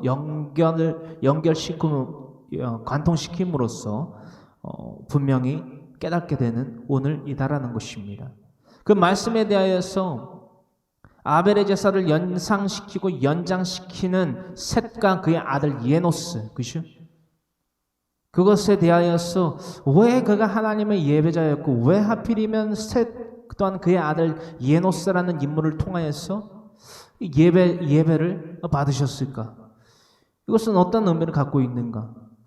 누가복음 3장 23절 로부터 누가복음 3장 23절로부터 38절의 말씀 가운데에 예수님의 육체죠. 예수님의 육체에 대한 족보, 그렇죠? 성령으로 잉태되신 예수님의 육체의 족보에 대하여서 그 육체의 족보 가운데에 예노스라는 인물이 담겨 있는 것을 발견하게 됩니다. 셋의 아들, 특히나 그의 아들인 예노스가 이 예수님의 족보에 들어있는 이유는 무엇인가? 여러분, 그는 철저한 하나님께 예배를 드리는, 제사를 드리는 예배자였다. 그렇죠? 라는 그 속성을 발견하게 된다는 것입니다. 이 말씀 누가복음 3장 23절로부터 38절의 말씀 가운데에서 23절과 38절의 말씀을 다 같이 함께 합독합니다. 예수께서 가르치심을 시작하실 때에 30세쯤 되시니라. 그러니까는 예수님이 천국 복음을 전파하실 때에 본격적으로 전파하실 때는 30세입니다. 그렇죠? 이 30세가 뭘 의미하는지 아시죠, 여러분? 민수기서의 말씀, 그렇죠? 레위 자손들이 하나님의 성막 제사에 그렇죠? 봉헌되면서 이들이 견습생으로 들어가요. 여러분, 그렇죠? 30세에 들어가서 그렇죠? 견습생으로 들어가서 하나님의 말씀을 배우고 또한 성막 제사를 어떻게 하는지 배우고 여러분 성막 제사에 쓰임 받았던 그때 견습생의 때죠. 그때가 바로 30세였어요. 여러분 이것을 민수기에서 강해 설교를 나눈 분들은 이해를 하고 안 나눴던 분들은 안 나누신 분들은 왜 예수님이 30세에 비로소 천국 복음을 전파하기 시작하셨는가에 대한 궁금증을 갖고 계실 것입니다. 창세기부터 강해 설교를 다 유튜브 채널에다가 제가 업로드 해놨어요. 여러분들 그것을 꼭 참고하시면서 성경 66권 분명히 가르침 받고 또한 지켜 행하는 데까지 이르는 영적 나시린의 삶을 사셔야만 된다라는 것입니다. 우리 다 같이 누가복음 3장 23절로부터 38절 나눕니다. 예수께서 가르치심을 시작하실 때 30세쯤 되시니라. 사람들이 아는 대로는 요셉의 아들이니 요셉의 위는 헬리오로부터 시작하여서 38절 이 에노스라는 인물에 대한 것이 바로 마지막 절인 38절에 기록되어 있다는 겁니다. 그 위는 에노스요, 그 위는 셋이요, 그 위는 하나님이요, 그 위는 아담이요, 그 위는 하나님이시라. 할렐루야. 그 위는 하나님이시라. 하나님은 한 사람의 예배자 날마다 세우시고 찾으십니다. 육체의 계보로부터 시작하여서 하나님에 대하여서까지 기록되어 있는 이 누가복음 3장 23절로부터 38절에 대한 예수님의 족보, 육체로부터 영에 대한 족보에 이르러서까지, 그렇죠? 하나님에 대하여서까지죠. 이 하나님에 대하여서까지 기록되고 있는 예수님의 족보들을 우리는 다시금 상고해 봐야만 됩니다. 날마다 묵상하시고요. 그렇습니다. 하나님은 날마다 한 사람의 예배들을 날마다 그 민족 가운데에 또한 가정 가운데에 일터 가운데에 범사 가운데에 세우십니다. 또한 그들을 본받아 살아가게 하십니다. 여러분 이것이 바로 믿음의 유산이며 복의 사람이 되는 유일한 비결입니다. 또한 진정한 날이 길 수 있는 유일한 길이다. 날마다 예배자로 각 가정과 일터와 범사 가운데에 세워지는 저 여러분들이 되기를 간절히 소망합니다. 아담과 하와는요 죄와 저주와 사망에 대한 그렇죠? 후회가 아닌 회개의 삶을 살았다는 것을 우리는 발견하게 됩니다. 여러분 다시금 동침하여 자녀를 낳았다. 셋을 낳았다. 근데 이 셋을 주셨다는 그 의미를 분명히 알고 있었고 그들은 하나님께 드리는 제사 혹은 예배를 통하여서 이 셋이라는 씨를 주시기를 원했다라는 거예요. 왜? 우리가 창세기에서 4장에서 나눠봤던 것과 같이 가인은 자신의 죄와 저주와 사망 가운데 놓여있는 유산을요 기피하는 것으로 파괴해야 되는 것으로 즉 슈프 깨뜨려야 되는 것으로 여기지 아니하였다는 거예요. 누구와 같이? 아벨과 같이. 그러므로 떠나갔어요. 우리가 나눠볼 것이면 자신의 의대로 살아갔어요. 뭘 해놓고서도 자신의 아우인 아벨을 돌로 쳐 죽여놓고서도 회개가 아닌 또 그렇다고 또 만약 또 후회도 아닌 것 같아요. 제가 이 말씀들을 연구하며 살펴보면 후회도 아니에요. 심지어는 그냥 언제나 하나님 앞에서 자신을 높였어요. 내가 의롭다. 왜? 타당하다라는 거예요. 내가 내 아우 아벨을 쳐 죽였어도 난 타당하다. 그러면서 또 두려움에 떨어요. 약간 정신에 조금 질환이 있는 것 같아요. 그러니까 그게 양심의 죄예요, 여러분. 그게 영혼의 죄란 말이에요. 양심의 화인을 맞아서 짓는 영혼의 죄. 아무리 누군가가 권면을 해줘도 듣지 않습니다. 저는 고의적인 이단이라고 또 정의를 하거든요. 이 이단에도 이 무지에서 짓는 이단이 있고요, 여러분. 이 이단에 대한 경계 분별 사역을 하다 보면요, 몰라서 빠져 있는 미혹된 거죠, 그러니까. 미혹된 자가 있고 미혹하는 자가 있어요. 이 미혹하는 자의 대부분의 부류는요, 대부분이에요, 다가 아니에요. 대부분의 부류 가운데에 속해 있는 자들은요, 양심의 화인을 맞고 아무리 자신이 갖고 있는 사상이 거짓 교리가 잘못된 것을 일러주고 일깨워줘도 절대 그것이 잘못됐다고 인정을 안 합니다. 여러분, 결국엔 파멸이죠. 멸망, 지옥불에 떨어지는 거예요. 땔감으로써. 이 삶을 살아간다라는 거예요. 가인이 그런 인물이었다. 저는 아주 명확하게 여러분들에게 짚어서 말씀을 드립니다. 왜인지 우리가 오늘 또 알아볼 거예요. 그렇습니다. 아담과 하와는 죄와 저주와 사망에 대한 후회가 아니라요, 여러분. 그 죄와 저주와 사망을 깨뜨릴 방법들을 모색했습니다. 여러분.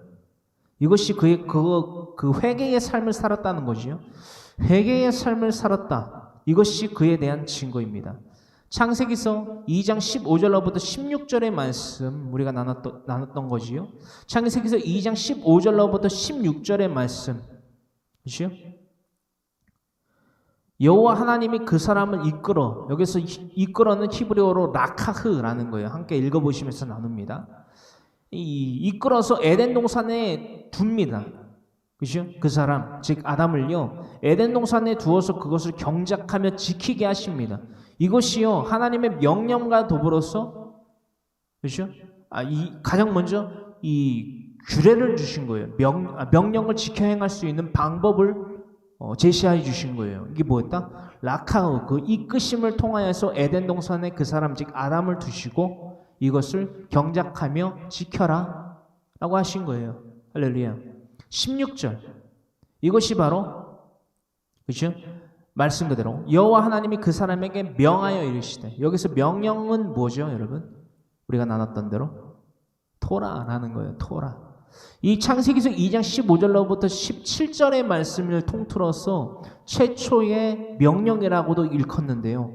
이 창세기서 2장 15절로부터 17절의 말씀은요, 명령만이 있는 것이 아니라 이 명령을 지켜 행할 수 있는 규례와 그 명령을 지켜 행했을 때와 행하지 아니하였을 때에 겪게 되는 하나님의 정의와 공의로 말미암는 심판인 미시파트도 기록되어 있다라는 거예요. 그러니까는 창세기 2장 15절로부터 17절의 말씀은 최초의 하나님의 율법, 즉 명령이다라고 하는 것은 맞지만 뭔가 이 틀린 말에 가깝습니다. 뭔가 더 필요해요. 뭐가 필요하냐? 그러니까는 명확한 해설이 필요하다라는 거예요.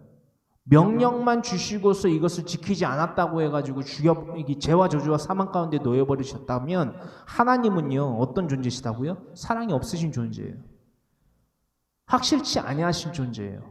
그러니까는 인간을 벌하시고 이기지 못할 시험을 주시려고 인간을 만들고 테스트를 하시는 존재밖에 안 된다라는 거예요. 오늘날 이 신학적인 체계가요, 이 부분이 아주 명확하게 잡고 시작이 돼야 돼요. 왜냐하면은 보세요. 인간의 인류가 시작되고 하나님이 창세기서 1장 1절로부터 태초에 하나님이 천지를 창조하시는 창조 사역 가운데에서, 그죠? 인간이 여섯째 날에 지어지잖아요. 그리고 그 인간을 지으신 이유와 목적이 불분명해진다는 거예요. 흐리멍텅해진다는 거예요. 왜? 아니, 하나님께서 우리가 나눴던 그 서론, 창세기서 5장의 서론에서처럼 여러분, 복을 주시기 위하여서, 그렇죠? 5장 2절에 그들이 창조되던 날에 하나님이 그들에게 복을 주시고 그들의 이름을 사람이라 일컬으셨더라. 즉 바라크를 주시기 위하여서, 그죠? 무릎을 꿇다, 축복하다, 복을 주다, 찬양하다라는 의미들을 일깨워 주시고 그들 가운데 행하게 하시고 그럼으로써 참된 바라크, 그 복을 받아 누리게 하시려고 라카흐를, 즉 이끄심을 더하셨다라는 거예요. 근데 이것들이 깡그리 무시돼 버리는 거예요. 해설이 안 된다는 거죠. 어떻게 말하면 창세기서 2장 15절로부터 17절의 말씀은 하나님의 최초의 율법이다, 명령이다, 이러고 끝내버리면은 이 말씀이 무색해진다라는 거예요. 의미가. 창세기서 5장 2절의 말씀이 어떤 말씀인지 아시겠죠? 그래서 성경은요, 특히나 성경은요, 사회적인 전면 분야도 마찬가지지만 나무를 보지 말라고 하잖아요. 숲을 봐야 된다. 그러니까 코끼리의 다리를 하나 만져놓고 이 코끼리를 보지도 못하고 직접 그 코끼리의 무게를 재보지도 못하면서 이 코끼리는 몇 킬로다, 몇 톤이다, 막 이러고 있는 거예요. 정확한 수치를 모르면서 감히 그렇게 겉만 보고, 그 일부만 보고서 코끼리 꼬리를 혹은 만져보고서는 그 코끼리가 얼마만큼의 크기를 가졌고 얼마만큼의 무게이고 뭘 잘 먹고 보지도 못해놓고 겪어보지도 못하고 그렇게 얘기하는 무지한 것과 마찬가지라는 거예요. 그러니까 하나님의 말씀을 사사로이 풀면 안 된다는 해설을 여러분들에게 말씀드리는 거예요. 창세기서 2장 15절로부터 17절의 말씀은 하나님의 명령만이 들어있는 것이 아니라 하나님의 명령을 지켜 순종할 수 있는 방법인 후카와 그 명령을 더하여 주셨음에도 불구하고 지켜 행하지 아니하였을 때 혹은 행하였을 때 하나님께서 정의한 공의로서 그들을 보응하시는, 그죠? 심판하시는 미시파트, 그죠? 율례이지요, 율례. 율례도 담겨져 있다라고 해설하는 것이 명확한 해설입니다. 그러니까는 창세기서 2장 15절로부터 17절의 말씀을 하나님의 최초의 명령이다라고 해서 딱 끝나버리면 하나님은 사랑이 없으신 존재가 돼버리는 거예요. 자칫 잘못하면. 그 해설만 해놓고 딱 끝내버리면 나머지 말씀들은 안 나누겠다는 심산이랑 마찬가지라고 저는 생각을 합니다. 예. 그러니까 저도 그렇게 배웠고 누구라고 말씀 안 드리지만 저도 그렇게 배웠고 저도 그렇게 가르쳤었어요 이전에. 그런데 강해 설교를 준비하면서 연구를 하면서 묵상을 하면서 성경을 하나님의 즉 그렇죠? 7개의 듬쳤대 메노라를 통하여서 우리가 알아봤던 것과 같이 하나님의 말씀을 통해서 해설을 준비하다 보니까 그것들이 깨달아지는 거예요. 하나님의 명령만이 있는 것이 아니라 그 명령을 지켜 행할 수 있는 후카, 그렇죠? 법도와 그렇죠? 규례와 그 규례대로 행하지 않았을 때 또 혹은 규례대로 행했을 때 하나님의 명령에 순종할 수 있는 방법, 그죠? 그 규례에 맞춰서 살아갔을 때에 거룩함을 나타냈을 때에 얻게 되는 보응에 대하여서 하나님의 정의와 공의로 말미암는 그 심판에 대하여서 이 세 가지의 관점을 모두 딱 가르쳐야만 된다는 거예요. 알고 있어야 되고, 그렇죠? 그리고 지켜 행해야 되고 이것들이 이루어지지 아니하면 진짜 하나님을 수박 겉핥기로 알게 돼요. 사랑이 많으신데 왜 사람을 죽이고, 그렇죠? 출애굽기 32장의 금송아지 사건에서 약 3,000명가량 자신의 형제와 부모가를 도륙했는데 레위 자손의 칼에 의하여서, 그렇죠? 폭력의 도구인 그 칼에 의하여서 내가 알기로는 폭력의 도구인데 레위 시므온의 칼은 근데 왜 그 칼로 갖다가 왜 죽여놓고 왜 헌신했다라고 기록이 돼 있지? 막 이렇게 된다는 거예요. 근데 이 의문을 갖고 있는데 그 의문을 풀어주지를 않아요. 뭘 하면? 강해 설교를 안 하면 풀어주지를 못해요, 여러분. 그건 말이지, 점점점. 이렇게 된다는 거예요, 여러분. 뭘 안 하면? 강해 설교를 안 하면. 그러니까 하나님을 사랑이 많으시고, 인자하시고, 노하기를 더디하시는 분인데, 그 맹점에 대하여서, 그 핵심에 대하여서 잘 알려주지를 못한다는 거예요. 믿지도 못하고, 그럼으로써. 어떤 말씀인지 아실까요? 그러니까는, 이 사람들 가운데에서 하나님의 속성에 대해서 잘 모르고 설명을 못 받으니까는 이런 오인 오석들이 생기는 거예요. 그래서 구원받을 바 같은 자들이 막 생성되는 거예요, 여러분. 그 점을 여러분 놓치시면 안 됩니다. 여러분 17절의 말씀도요, 여러분 이 후카와 하나님의 법도, 그렇죠? 규례와 율례가 동일하게 동시에 담겨져 있는 거예요. 창세기서 2장 17절에, 그렇죠? 16절부터 나눠야겠죠. 여호와 하나님이 그 사람에게 명하여 이르시되 동산 각종 나무의 열매는 네가 임의로 먹되, 그죠? 선악을 알게 하는 나무의 열매는 먹지 말라. 네가 먹는 날에는 반드시 죽으리라 하시니라. 그러니까는 임의로 먹되 동산 나무의 각종 과실들은 네가 임의로 먹되 동산 중앙에 있는, 그죠? 선악을 알게 하는 나무의 열매는 먹지 말라. 네가 먹는 날에는 반드시 죽으리라 말씀하신 거예요. 이것은 먹지 마라, 먹으면 죽는다가 아니라 네가 취하여 먹을 것이 무엇인지 알려주시고 네가 지켜야 될 가장 원체적인 직무는 무엇인지 그 라카흐의 그 이끄심을 통하여서 에덴 동산에 두시고, 그렇죠? 그것을 경작하며 지키게 하신 거예요. 뭐를 하지 않아도 되고 안 해야 되는, 선악을 알게 하는 나무의 열매를 따먹지 않아도 되는, 그렇죠? 라카흐를 더하신 거라고요. 이끄심을. 이게 바로 후카라는 것입니다. 법도. 여러분, 이것을 가르쳐야 된다는 거예요, 여러분. 죄와 저주, 사망의, 그죠? 심판, 그 미시파트를 받았다라는 거예요. 창세기서 2장 15절로부터 16절, 17절의 말씀까지 우리가 알아봤는데, 이 죄와 저주와 사망에 놓인 그 심판을 받은 그 결과로서 하와의 태에서 난 모든 자는 저주를 받습니다. 그렇죠? 창세기에서 3장 20절에 이것을 저주로 받는다는 거예요.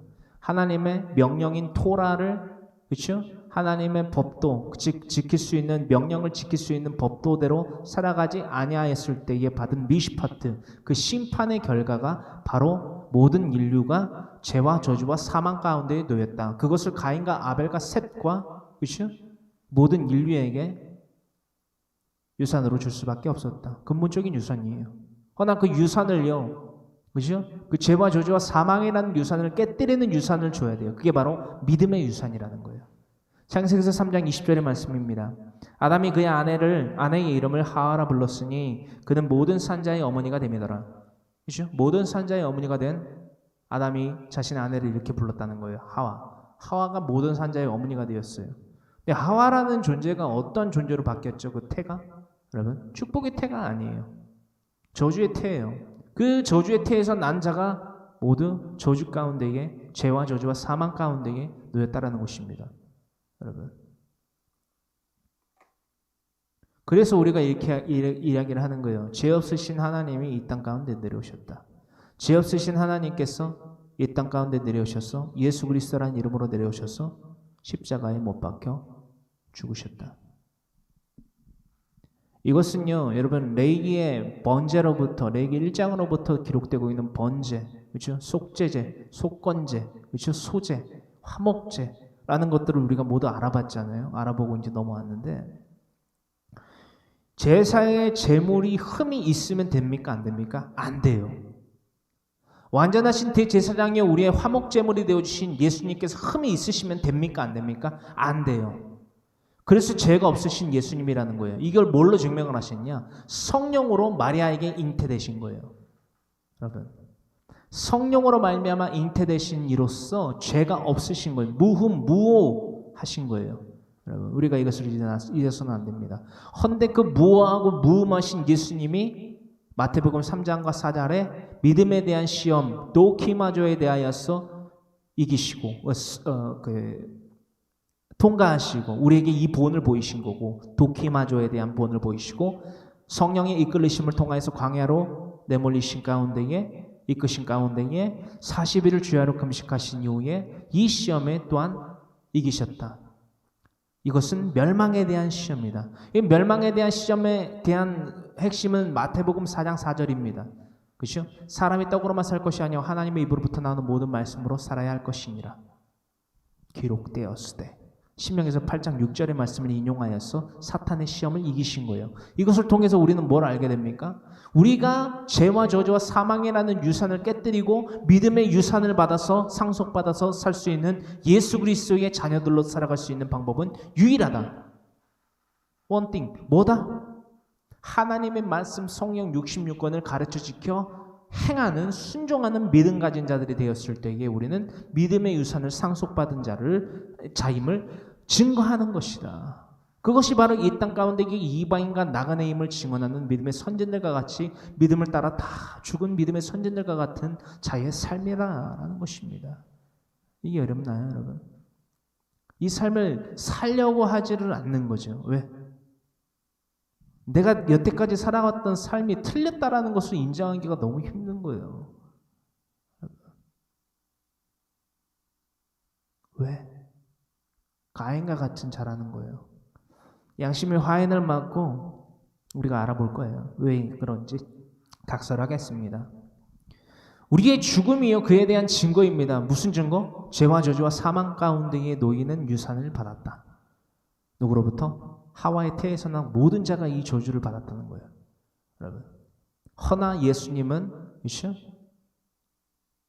인간, 남성과 여성의 태에서 난 것이 아니라 마리아의 태를 통하여서 잉태되셨지만 성령의, 그렇죠?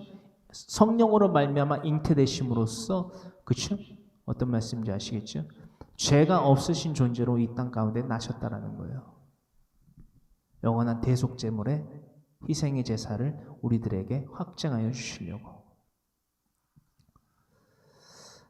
아담은 그런 자신의 형상에 따라서 셋이라는 아들을 얻게 됩니다. 이 말씀의 결과의 핵심은요, 우리의 의로는 결단코 의롭게 될 수 없음을 상징하고 교훈합니다. 어떤 말씀인지 아실까요? 아담과 하와의 태에서 난 모든 이들은 죄와 저주와 사망이라는 유산을 상속받은 가운데에 이 땅 가운데 태어난다. 허나 그 죄와 저주와 사망에 대한 것을 후회가 아닌 회개의 삶을 통하여서 자신의 자녀들에게 이 믿음의 유산을 상속해 주기 위하여서 예배를 가르치고 제사를 가르치는 거예요. 아벨에게도 가인에게도 가르쳤습니다. 셋에게도 가르쳤어요. 왜? 우리가 창세기서 4장의 말씀을 통하여서 그것들을 알아보게 됐다라는 것입니다. 25절로부터 26절에 아벨을 대신하여 우리에게 놓여주신 씨, 그가 바로 셋이라는 거예요. 그에게도 아벨에게 가르치고 가인에게 가르치고 셋에게 가르친 그대로 또한 셋이 궁극적으로 자신의 아들인 에노스에게 예배가 무엇이고 제사가 무엇인지를 가르쳤다라는 것입니다. 참으로 하나님에게 이 복, 바라크를 받을 수 있는 방법이 무엇인지를 알려주었다라는 거예요. 무릎을 꿇다, 축복하다, 복을 주다, 찬양하다. 이것이 무슨 의미이고 어떻게 하나님이 드렸을 때에 흠양하실 만한 아벨의 제사와 같은 이 온전한 제사를 바칠 수 있는지, 믿음의 제사를 바칠 수 있는지 알려주었다라는 거예요. 오늘날 저와 여러분들은요, 우리들의 자녀에게 그것을 일깨워 줘야만 됩니다. 이것을 알려줘야 돼요. 여러분, 우리 뭘 하고 살아가고 있습니까? 무엇 때문에 무엇을 위하여서 사랑한다는 말을 하고 있습니까? 괜찮다라는 말만을 하고 있냐는 거예요. 하나님의 말씀을 가르쳐 지켜 행하지 아니한다면 그 말은요, 헛된 불나방에 헛된 미혹에 날개짓밖에 되지 못합니다. 여러분, 내 자녀를 사랑한다라고 하면서 내 부모를 사랑한다라고 하면서 하나님 말씀 가르쳐 지켜 행하게 하지 않는다? 날마다 등을 떠미는 거예요. 어디로? 불못에, 지옥에. 이게 현실이에요, 여러분.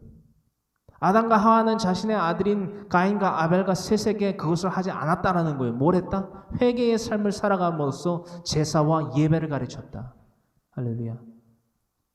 이게 왜 이렇게 정의될 수 있는 건지 오늘 나눠보게 될 것입니다. 우리는 오직 하나님의 말씀, 즉 하나님의 도에 따라 살아갈 때에 의롭다 일컬음을 얻게 됩니다. 마태복음 11장 18절로부터 19절의 말씀을 날마다 읽고 묵상하고 실천하십시오. 마태복음 11장 18절로부터 19절의 말씀을 날마다 읽고 묵상하고 실천하십시오. 하나님은요, 자신을 높이고 스스로 의롭다 하는 자들을 의롭다 하시지 아니합니다. 너희 죄가 사함받았다라고 말씀해 주시지 않으세요. 날마다 나는 죄인입니다. 나를 용서하여 주시옵소서. 용서하여 주시옵소서. 오직 그 자가 의롭다 하심을 받고 자신의 집으로 내려가 하나님의 나팔 소리를 크게 불고 외치는 복음의 일꾼, 참된 주님이 찾으시는 그 한 사람의 예배자가 된다라는 사실을 우리는 잊지 말아야만 된다라는 것입니다. 할렐루야. 창세기서 4장 4절로부터 5절의 말씀, 우리는 이 말씀을 통하여서 오늘 본문 말씀을 더욱더 깊게 이해하고 해설할 수 있게 됩니다. 하나님은요, 죄인의 제사를 받으시고 스스로 의롭다 하는 이의 제사를 받지 아니하신다는 것입니다. 이것이 방금 제가 여러분들에게 나눴던 바리새인과 세리에 대한 사건이지요. 마태복음 11장 18절로부터 19절의 말씀과 연결되어 있는, 관통되어 있는 사건의 핵심입니다. 창세기서 4장 4절로부터 5절의 말씀, 하나님은요, 죄인의 제사를 받으시고요, 스스로 의롭다 하는 자의 제사는 받지 아니하십니다. 이것이 가인과 아벨의 제사를 하나님께서 받으시고 혹은 받지 아니하신 기준이에요. 우리가 이것을 알아야지 예배가 뭔지를 압니다. 제사가 뭔지를 알아요. 믿음이 뭔지를 알고 순종이 뭔지를 알아요. 이걸 모르고서 예배를 논한다, 믿음을 논한다, 구원을 논한다, 하나님을 믿는다를 감히 말한다? 이것이야말로 하나님의 이름을 망령되게 일컬어 부르는 불법을 행하는 자들이 아닐 수 없다는 사실입니다. 그게 구원파와 120% 똑같은 이단들이 아니라고 말 못한다는 거예요. 그 이단이에요, 여러분. 다르리 끝단. 하나님의 말씀을 처음부터 끝까지 진짜 몰라요. 그 한자어도 무색해질 정도로. 이 끝단이거든요. 끝이 다르다는 거거든요. 근데 그 한자어도 이 이단이라는 한자어는 무색하게 만들어버리는 오늘날에, 뭐 다른 나라는 제가 못 가봐서 모르겠어요. 제가 안 겪어본 건 얘기 안 하니까. 이 한자어인 다를리 끝단이라는 이단이라는 한자어도 정말 무색해질 정도로, 무색하게 해질 정도로 여러분 표현하기에 처음도 모르고 끝도 모르고 중간도 모르고 3분의 2지름도 모르는 거예요. 하나님의 말씀을. 즉 하나님을, 태초에 말씀에 계시나 이 말씀이 하나님과 함께 계셨으니 이 말씀 곧 하나님이시니라. 요한복음 1장 1절에 기록되어 있는 것은 정말 아는지 모르겠어요. 그 말씀이 무슨 의미인지 모르겠어요. 알고는 있는지. 그러면서 그거라도 조금 알고서 하나님을 믿는다 안 믿는다를 조금 논해보면 좋겠는데 그게 아니니까 지금 현실이. 왜들 그러고 살아가는지 저는 이해가 안 돼요. 여러분. 하나님의 말씀을 읽으면 뭐합니까? 핵심도 모르고 교훈도 모르고 책망도 받지를 아니하니까 내가 지켜 행하지를 않는 거예요. 여러분. 믿음은 증명하는 것인데. 그러면은 오늘 알아보게 될 거지만 방주를 믿음으로 지은 노아와 그의 가족 총 8인은 뭐가 됩니까, 여러분? 하나님의 이 모든 이 성경 66권이 하나님의 감동으로 말미암아 쓰여진 것은 믿는지 정말 궁금해요. 야, 무엇이 하나님의 감동으로 말미암아 쓰여졌고 어떤 사건들이 기록되어 있고 이 사건의 교훈의 핵심은 무엇인지 역사적으로, 문화적으로, 지리적으로, 언어적으로, 인물적으로 알고 싶은 이 의의가 안 생기나 봐요. 여러분. 그러니까 날마다 이리 쫓아다니고 저리 쫓아다니면서 수많은 이벤트와 간증과 아니 그 이벤트와 그 간증이 하나님으로부터 난 건지 아닌지를 구별해야 될 거 아니에요. 뭘로? 말씀으로. 근데 말씀 성경 통독 일독하는 것도 그렇게들 힘들어해가지고 어떻게 해 진짜 정말 이해가 안 돼요 정말. 언제들 그렇게 깨달으려는지는 정말 알 수가 없어요. 안타까워 정말 안타까워. 꼭 씹어가지고 매운 것은 물에도 씻듯이 해가지고 여러분들이 입속에다 넣어주는데도 입을 안 벌리는 거예요. 아 하는데 아만 하면 되는데 아를 안 하는 거예요. 아가 뭐요? 아 하려면 어떻게 해야 돼요? 내 의지를, 내 머리를, 내 내장을, 내 다리를 불에 구워야 돼요. 어떤 말씀인지 아시겠어요? 나를 부인해야 돼요. 나를 부인한다는 것이 뭐예요? 내가 여태까지 살아왔던 이 삶이 하나님을 믿는다라고 말하던 삶이 혹은 나를 의지하던 이 삶이 틀렸구나. 내가 착각을 하고 있었구나. 내가 수박 겉껍질을 핥으면서 내가 수박 참맛을 보고 있다라고 내가 얘기하고 있었구나. 이거를 안 하겠다는 거예요. 되겠습니까? 날마다 후회하는 삶이나 살지 회개의 삶이 사라지겠냐는 거예요. 도무지 될 수 없습니다. 그것은 불문율이에요. 그야말로. 창세기서 4장 4절로부터 5절의 말씀 우리는 함께 합독합니다. 아벨은 자기도 양의 첫 새끼와 그 기름으로 드렸더니 여호와께서 아벨과 그의 제물은 받으셨으나 가인과 그의 제물은 받지 아니하신지라. 가인이 몹시 분하여 안색이 변하니. 아멘. 마태복음 11장 18절로부터 19절의 말씀. 하나님에게 기도를 하러 올라온 바리새인과 세리. 누가 먼저 올라왔냐? 바리새인. 누가 먼저 율법을 지켰냐? 바리새인. 그렇죠? 누가 먼저 제사를 드렸냐? 아벨이냐? 아니요. 분명히 기록되어 있어요. 아벨은 자기도 양의 첫 새끼와 그 기름으로 드렸더니. 그렇죠? 차자인, 차남인 아벨이 자신의 형인 가인보다 먼저 제사를 드리지 않았어요. 가인이 먼저 제사를 드렸고 아벨이 제사를 드렸습니다. 여러분. 즉 가인과 아벨의 제사와 마태복음 11장 18절로부터 19절에 우리가 나눠봤던 그 사건을 통해서 알 수 있듯이 바리새인은 누구보다도 율법을 잘 지키려 했습니다. 조상의 유전에 따라서. 허나 세리는 그 어떠한 율법보다도 가장 이 율법을 쫓아 살았어요. 하나님의 말씀을 온 마음과 온 뜻과 정성을 다해서 바락 했다라는 거예요. 무릎을 꿇고 찬양했다라는 것입니다. 여러분, 무릎은 누가 꿇게 되는 거죠? 이 천지와 만물이 하나님의 능력에 따라 지음받은 것을 아는 자, 자신이 무릎 꿇을 대상, 즉 바라크할 대상을 분명히 인지하는 거예요.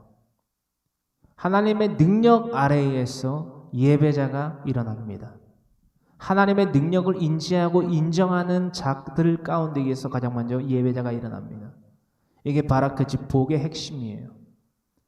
그리고 그들이 하나님을 찬양하기 시작합니다. 이게 바로 예배자라는 거예요. 그 하나님과의 예배를 통한 제사를 통한 교류를 통하여서 바라크를 통하여서 바라크가 하나님에게서 이 예배자에게 더해집니다. 이게 바라크의 핵심이에요.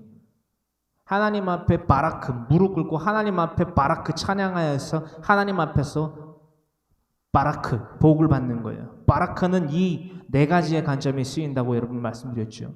무릎을 꿇다, 축복하다, 복을 주다, 찬양하다. 복을 받고 축복받고 하는 거예요. 무릎을 꿇고 찬양함으로써 복을 받고 축복받는 거예요. 할렐루야. 이게 바라크의 핵심이에요. 오늘날 우리가 이 바라크의 핵심에 따라 살아가고 있는 자들인지 분명히 상고해 봐야만 되는 오늘날의 이 시점입니다. 할렐루야. 우리들은 아벨과 가인의 제사를 통하여서 평소 자신의 이 예배를 살펴봐야만 됩니다. 예배는 곧 삶이 되어야 되고 삶은 곧 예배가 되어야만 합니다. 따라하십니다. 삶은 곧 예배이다. 예배는 곧 삶이다. 삶이 곧 예배이고 예배가 곧 삶인 자들이 바로 한 사람이 하나님께서 찾으시는 한 사람의 그 바라크에 해당하는 자들입니다. 무릎을 꿇고 하나님을 찬양함으로써 복을 받고 축복받기에 합당한 자, 복의 사람. 그 자가 바로 저와 여러분들이 되기를 간절히 소망합니다. 참고하실 말씀은요, 이사야서 1장 13절로부터 20절의 말씀, 이 아벨과 가인의 제사뿐만이 아니라 오늘 나누게 되는 창세기서 5장의 강해설교뿐만이 아니라 이사야서 1장 13절로부터 20절과 히브리서 11장 4절의 말씀, 히브리서 11장 전체 모든 말씀이라고 해도 과언이 아닙니다. 참고하시길 바랍니다. 그 밖에도 여러 가지 말씀이 있지만 아까 나눴던 말씀 마태복음 11장 18절로부터 19절의 말씀 또한 마찬가지고요. 하나님은 의롭다 스스로를 의롭고 높이는 자의 예배는 받지 아니하십니다. 그에게 의롭다 하시는 그 바라크를 더하지 않으세요. 무릎을 꿇고 하나님을 찬양하며 나는 죄인입니다. 나를 용서해 주시옵소서라고 부르짖는 그죠? 용서함 받아야만 하는 죄인의 예배를 받으시고 그를 의롭다 하십니다. 그는 곧 영적 나시린이에요. 그의 삶은 날마다 후회가 아닌 회개의 삶으로 날마다 채워집니다. 그 자가 바로 내가 되기를 원합니다. 바로 여러분 자신이 되기를 원해요. 그리하여서 그 유산을 고스란히 내 자녀에게 물려주시는 참 믿음의 유산을 더해 주시는 여러분들이 되기를 원해요. 여러분 지금 이 방송을 보고 있는 부모님들이 계시지요. 혹은 저도 이제 부모가 될 것인데 제 자녀에게 혹은 여러분들은 여러분들의 자녀에게 돈을 물려주고 부동산을 물려줄 생각은 하지 마세요. 뭐 있으면 좋고 없으면 좋은 있으나 마나한 그런 것들에 대해서 여러분 행여나 여러분 생각도 하지 마세요. 단지 뭐다? 내가 믿음의 유산을 내 자녀에게 줘야지. 이것을 궁극적으로 목적으로 두고 살아가세요. 여러분. 그게 그리스도인이에요. 그게 하나님을 믿는 자입니다. 할렐루야.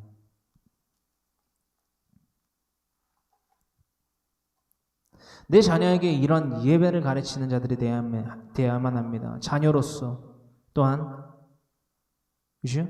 부모로서 이 자녀에게 이 예배, 이 믿음의 유산을 주기 위하여서 상속하기 위하여서 여러분 살아가고 있는가? 또한 자녀들은 자신의 부모에게 이 믿음의 유산을 상속받기 위하여서 살아가고 있는가?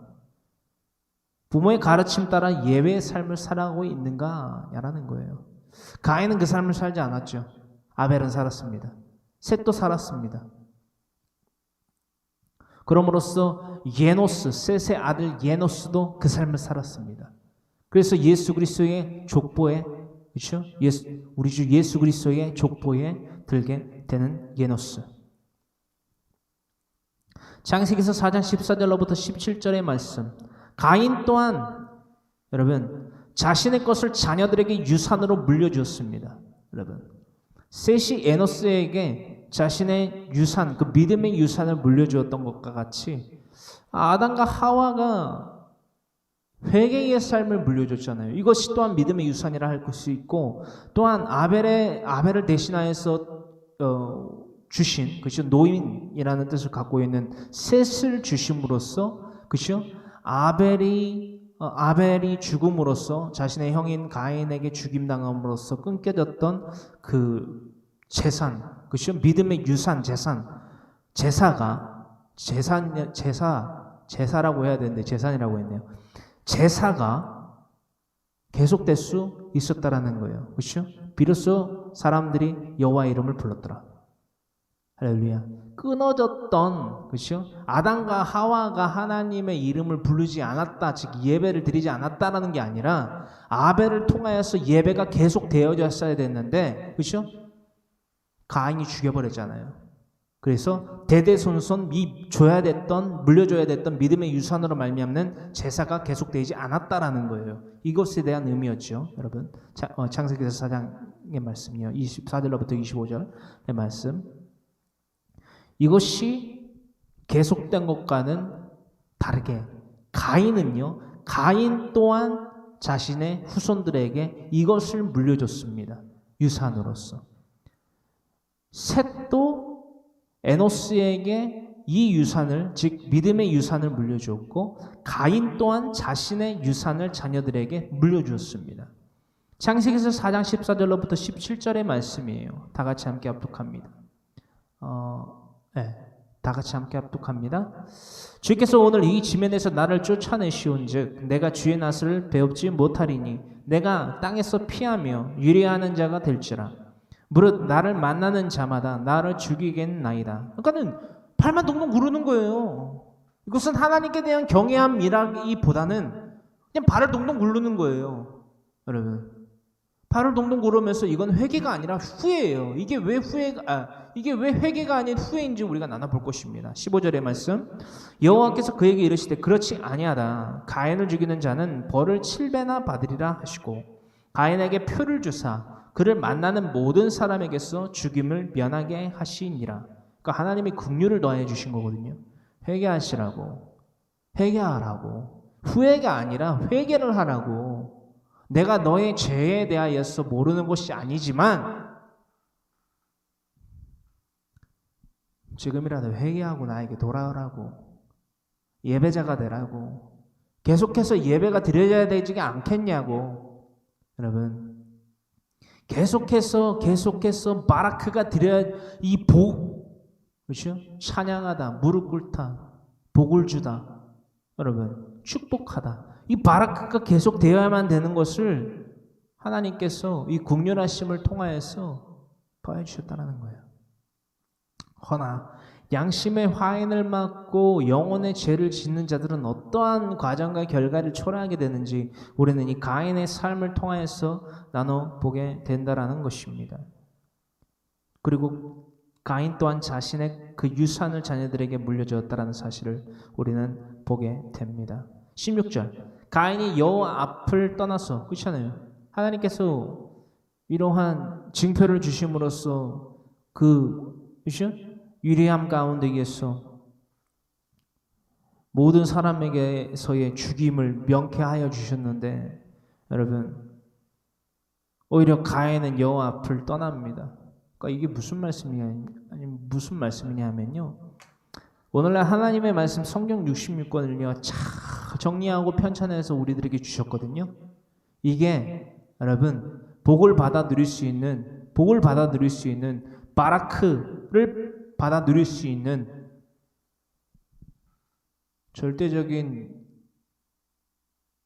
법칙이거든요, 여러분. 근데 이 바라크할 수 있는 이 수단을 가까이 하지 않아요. 읽지 않습니다. 우선 읽지도 않고요. 읽는다고 문제가 해결되는 게 아니죠. 지켜 행하는 데까지 이어져야 되는데 이거 하지 않는 거예요. 복 받겠습니까, 여러분? 바라카 하겠냐는 거예요. 못 받죠, 여러분. 절대적으로 못 받습니다. 오늘 우리가 그것을 알아볼 거예요. 16절, 가인이 여호와 앞을 떠나서 에덴 동쪽 놋 땅에 거주하더니, 여기서 에덴에서의 동쪽 놋 땅에 거주한다라고 기록이 되어 있는데요. 누군가는 궁금해할 거예요. 에덴 동쪽? 동쪽 어딘지 아시죠? 동쪽. 에덴의 동쪽에 놋이라는 땅이 있다.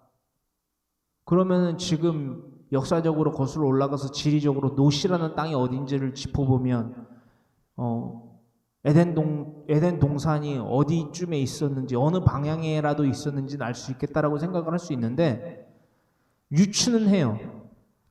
유프라데스랑 티그리스 강 유역 상류, 유프라데스랑 티그리스 강 상류 어딘지 아시죠?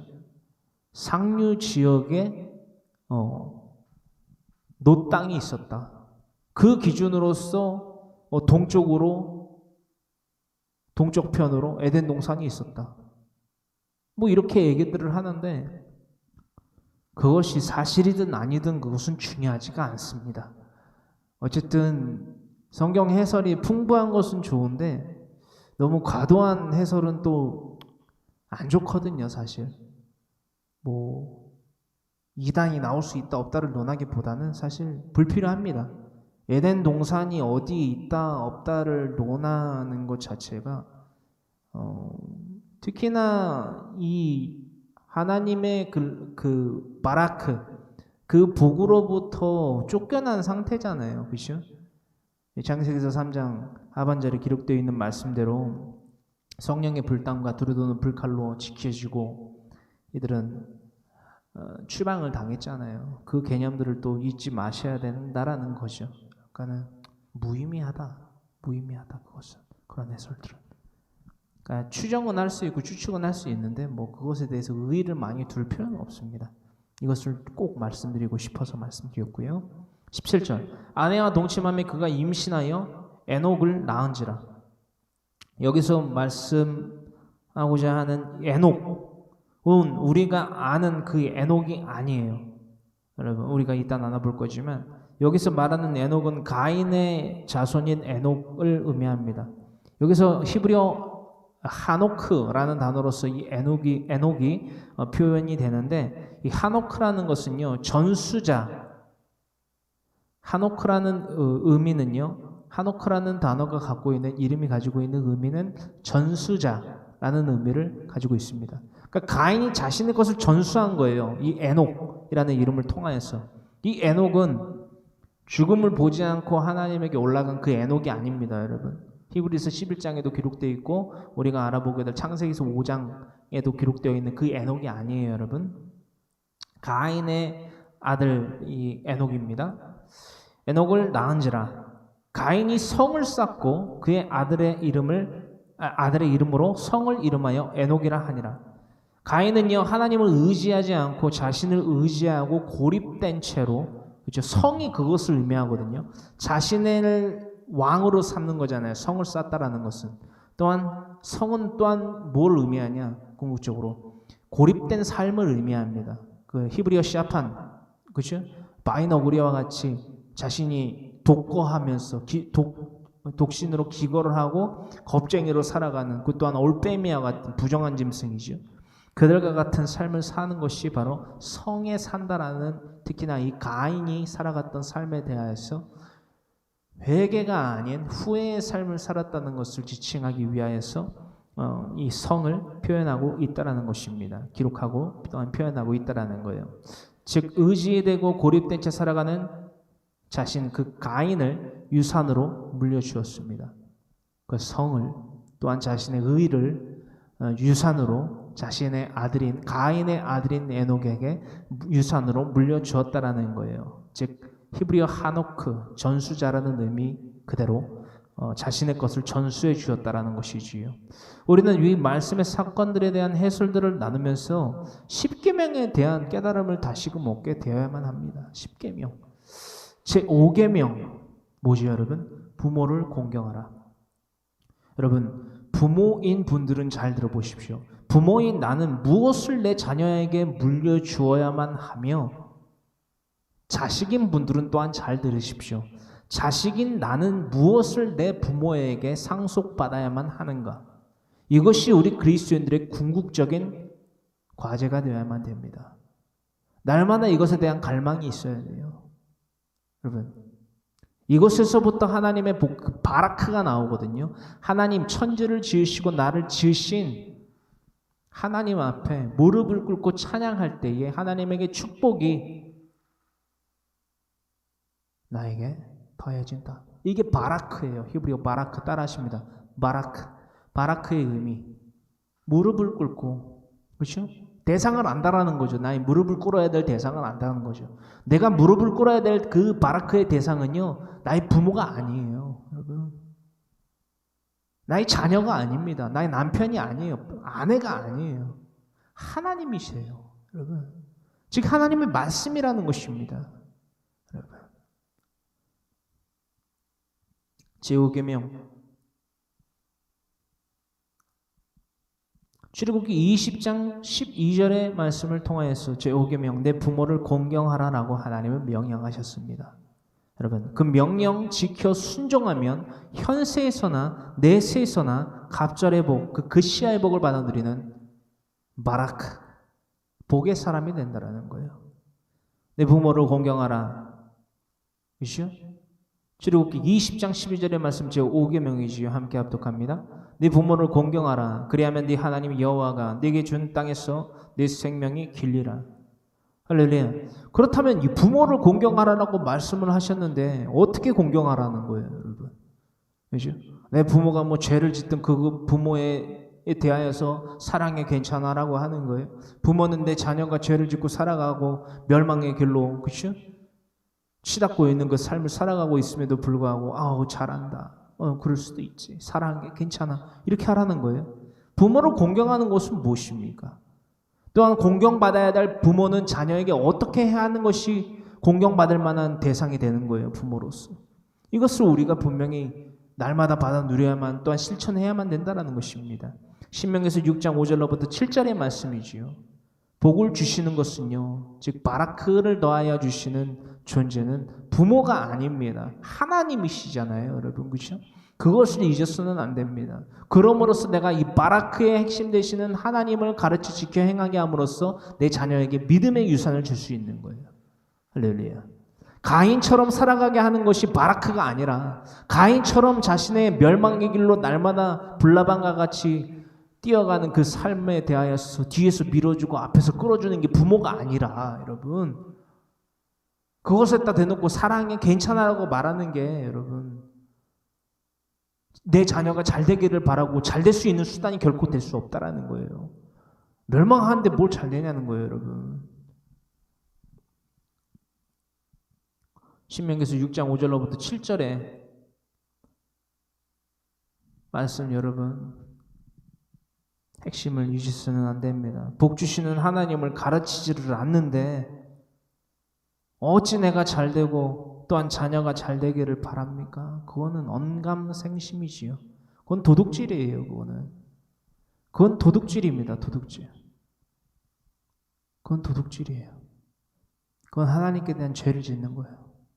하나님께 대한 죄를 짓는 자들이 무슨 하나님에게 복을 받습니까? 바라크를 받습니까? 무릎 꿇지도 않고 찬양하지도 않는 자들이 어찌 하나님께 복을 받는다냐라는 거예요. 내게 복 주실 이 하나님에 대하여서 알지도 못하는데 어떻게 믿겠느냐라는 거예요. 천만의 말씀입니다. 신명기서 6장 5절로부터 7절의 말씀 날마다 상고하시기를 바랍니다.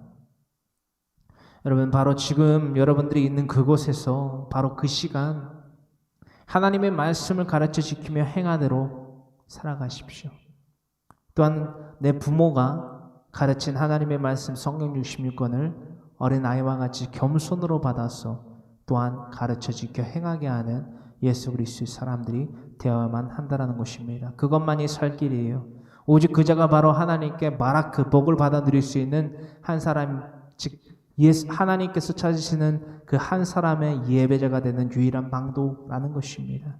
여러분, 마태복음 22장 37절로부터 40절의 말씀과 마태복음 28장 18절로부터 20절의 말씀을 날마다 상고하시어 살피는 우리 모두가 되어야만 됩니다. 예수께서 제자들에게 나와 말씀하여 이르십니다. 마태복음 28장 18절로부터 20절의 말씀 여러분들에게 낭독하여 드립니다.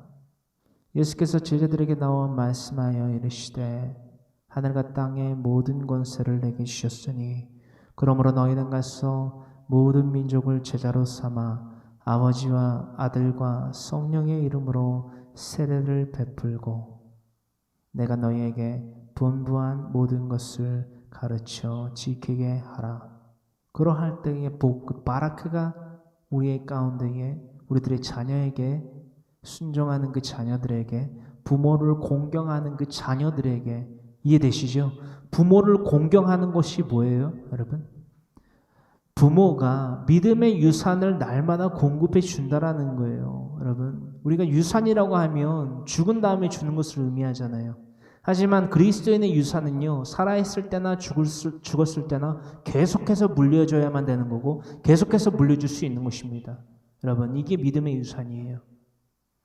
이 땅 가운데 이게 물리적인 육체의 유산은 여러분, 그죠? 죽을 때나 물려준다라고 우리가 인지하고 생각을 하고 그렇게 정의를 하지만 이 그리스도인의 정의 가운데 의해서 믿음의 유산이라는 것은 살아있을 생전에서나 죽어서나 계속해서 물려줄 수 있다라는 것입니다.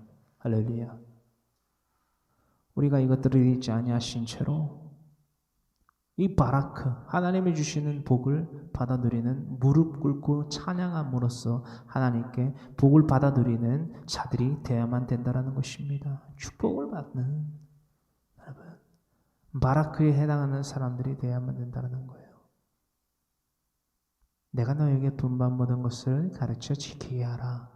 볼지어다. 이때 바라크가 형성됩니다. 볼지어다. 내가 세상 끝날까지 너희와 항상 함께 있으리라 하시니라. 우리에게 순종하는 우리에게 동행하실 때에 또 다른 보혜사, 그 보혜사 성령님의 내주 교통의 역사로 말미암아 어떤 바라크를 더하여 주실까요, 여러분? 보라는 거예요. 볼지어다 내가 세상 끝날까지 너희와 항상 함께 하리라. 즉 주님께서 함께 하시는 것을 날마다 체험하는 거예요. 어떤 복을 주실까? 어떤 축복을 더하여 주실까? 날마다 하나님 앞에 겸손으로 무릎 꿇고 찬양하는, 즉 어린아이와 같이 겸손으로 하나님의 말씀을 받아 누리고 살아가는, 또한 지켜 행하는 순종의 믿음 가진 자들 되어서 바라크에 해당하는 복의 사람들 되기를 간절히 소망한다고 거룩하신 주님의 성호 세 번 부르짖고 간절히 기도합니다. 주여 주여 주여 살아 역사하신 주님 고맙고 감사합니다.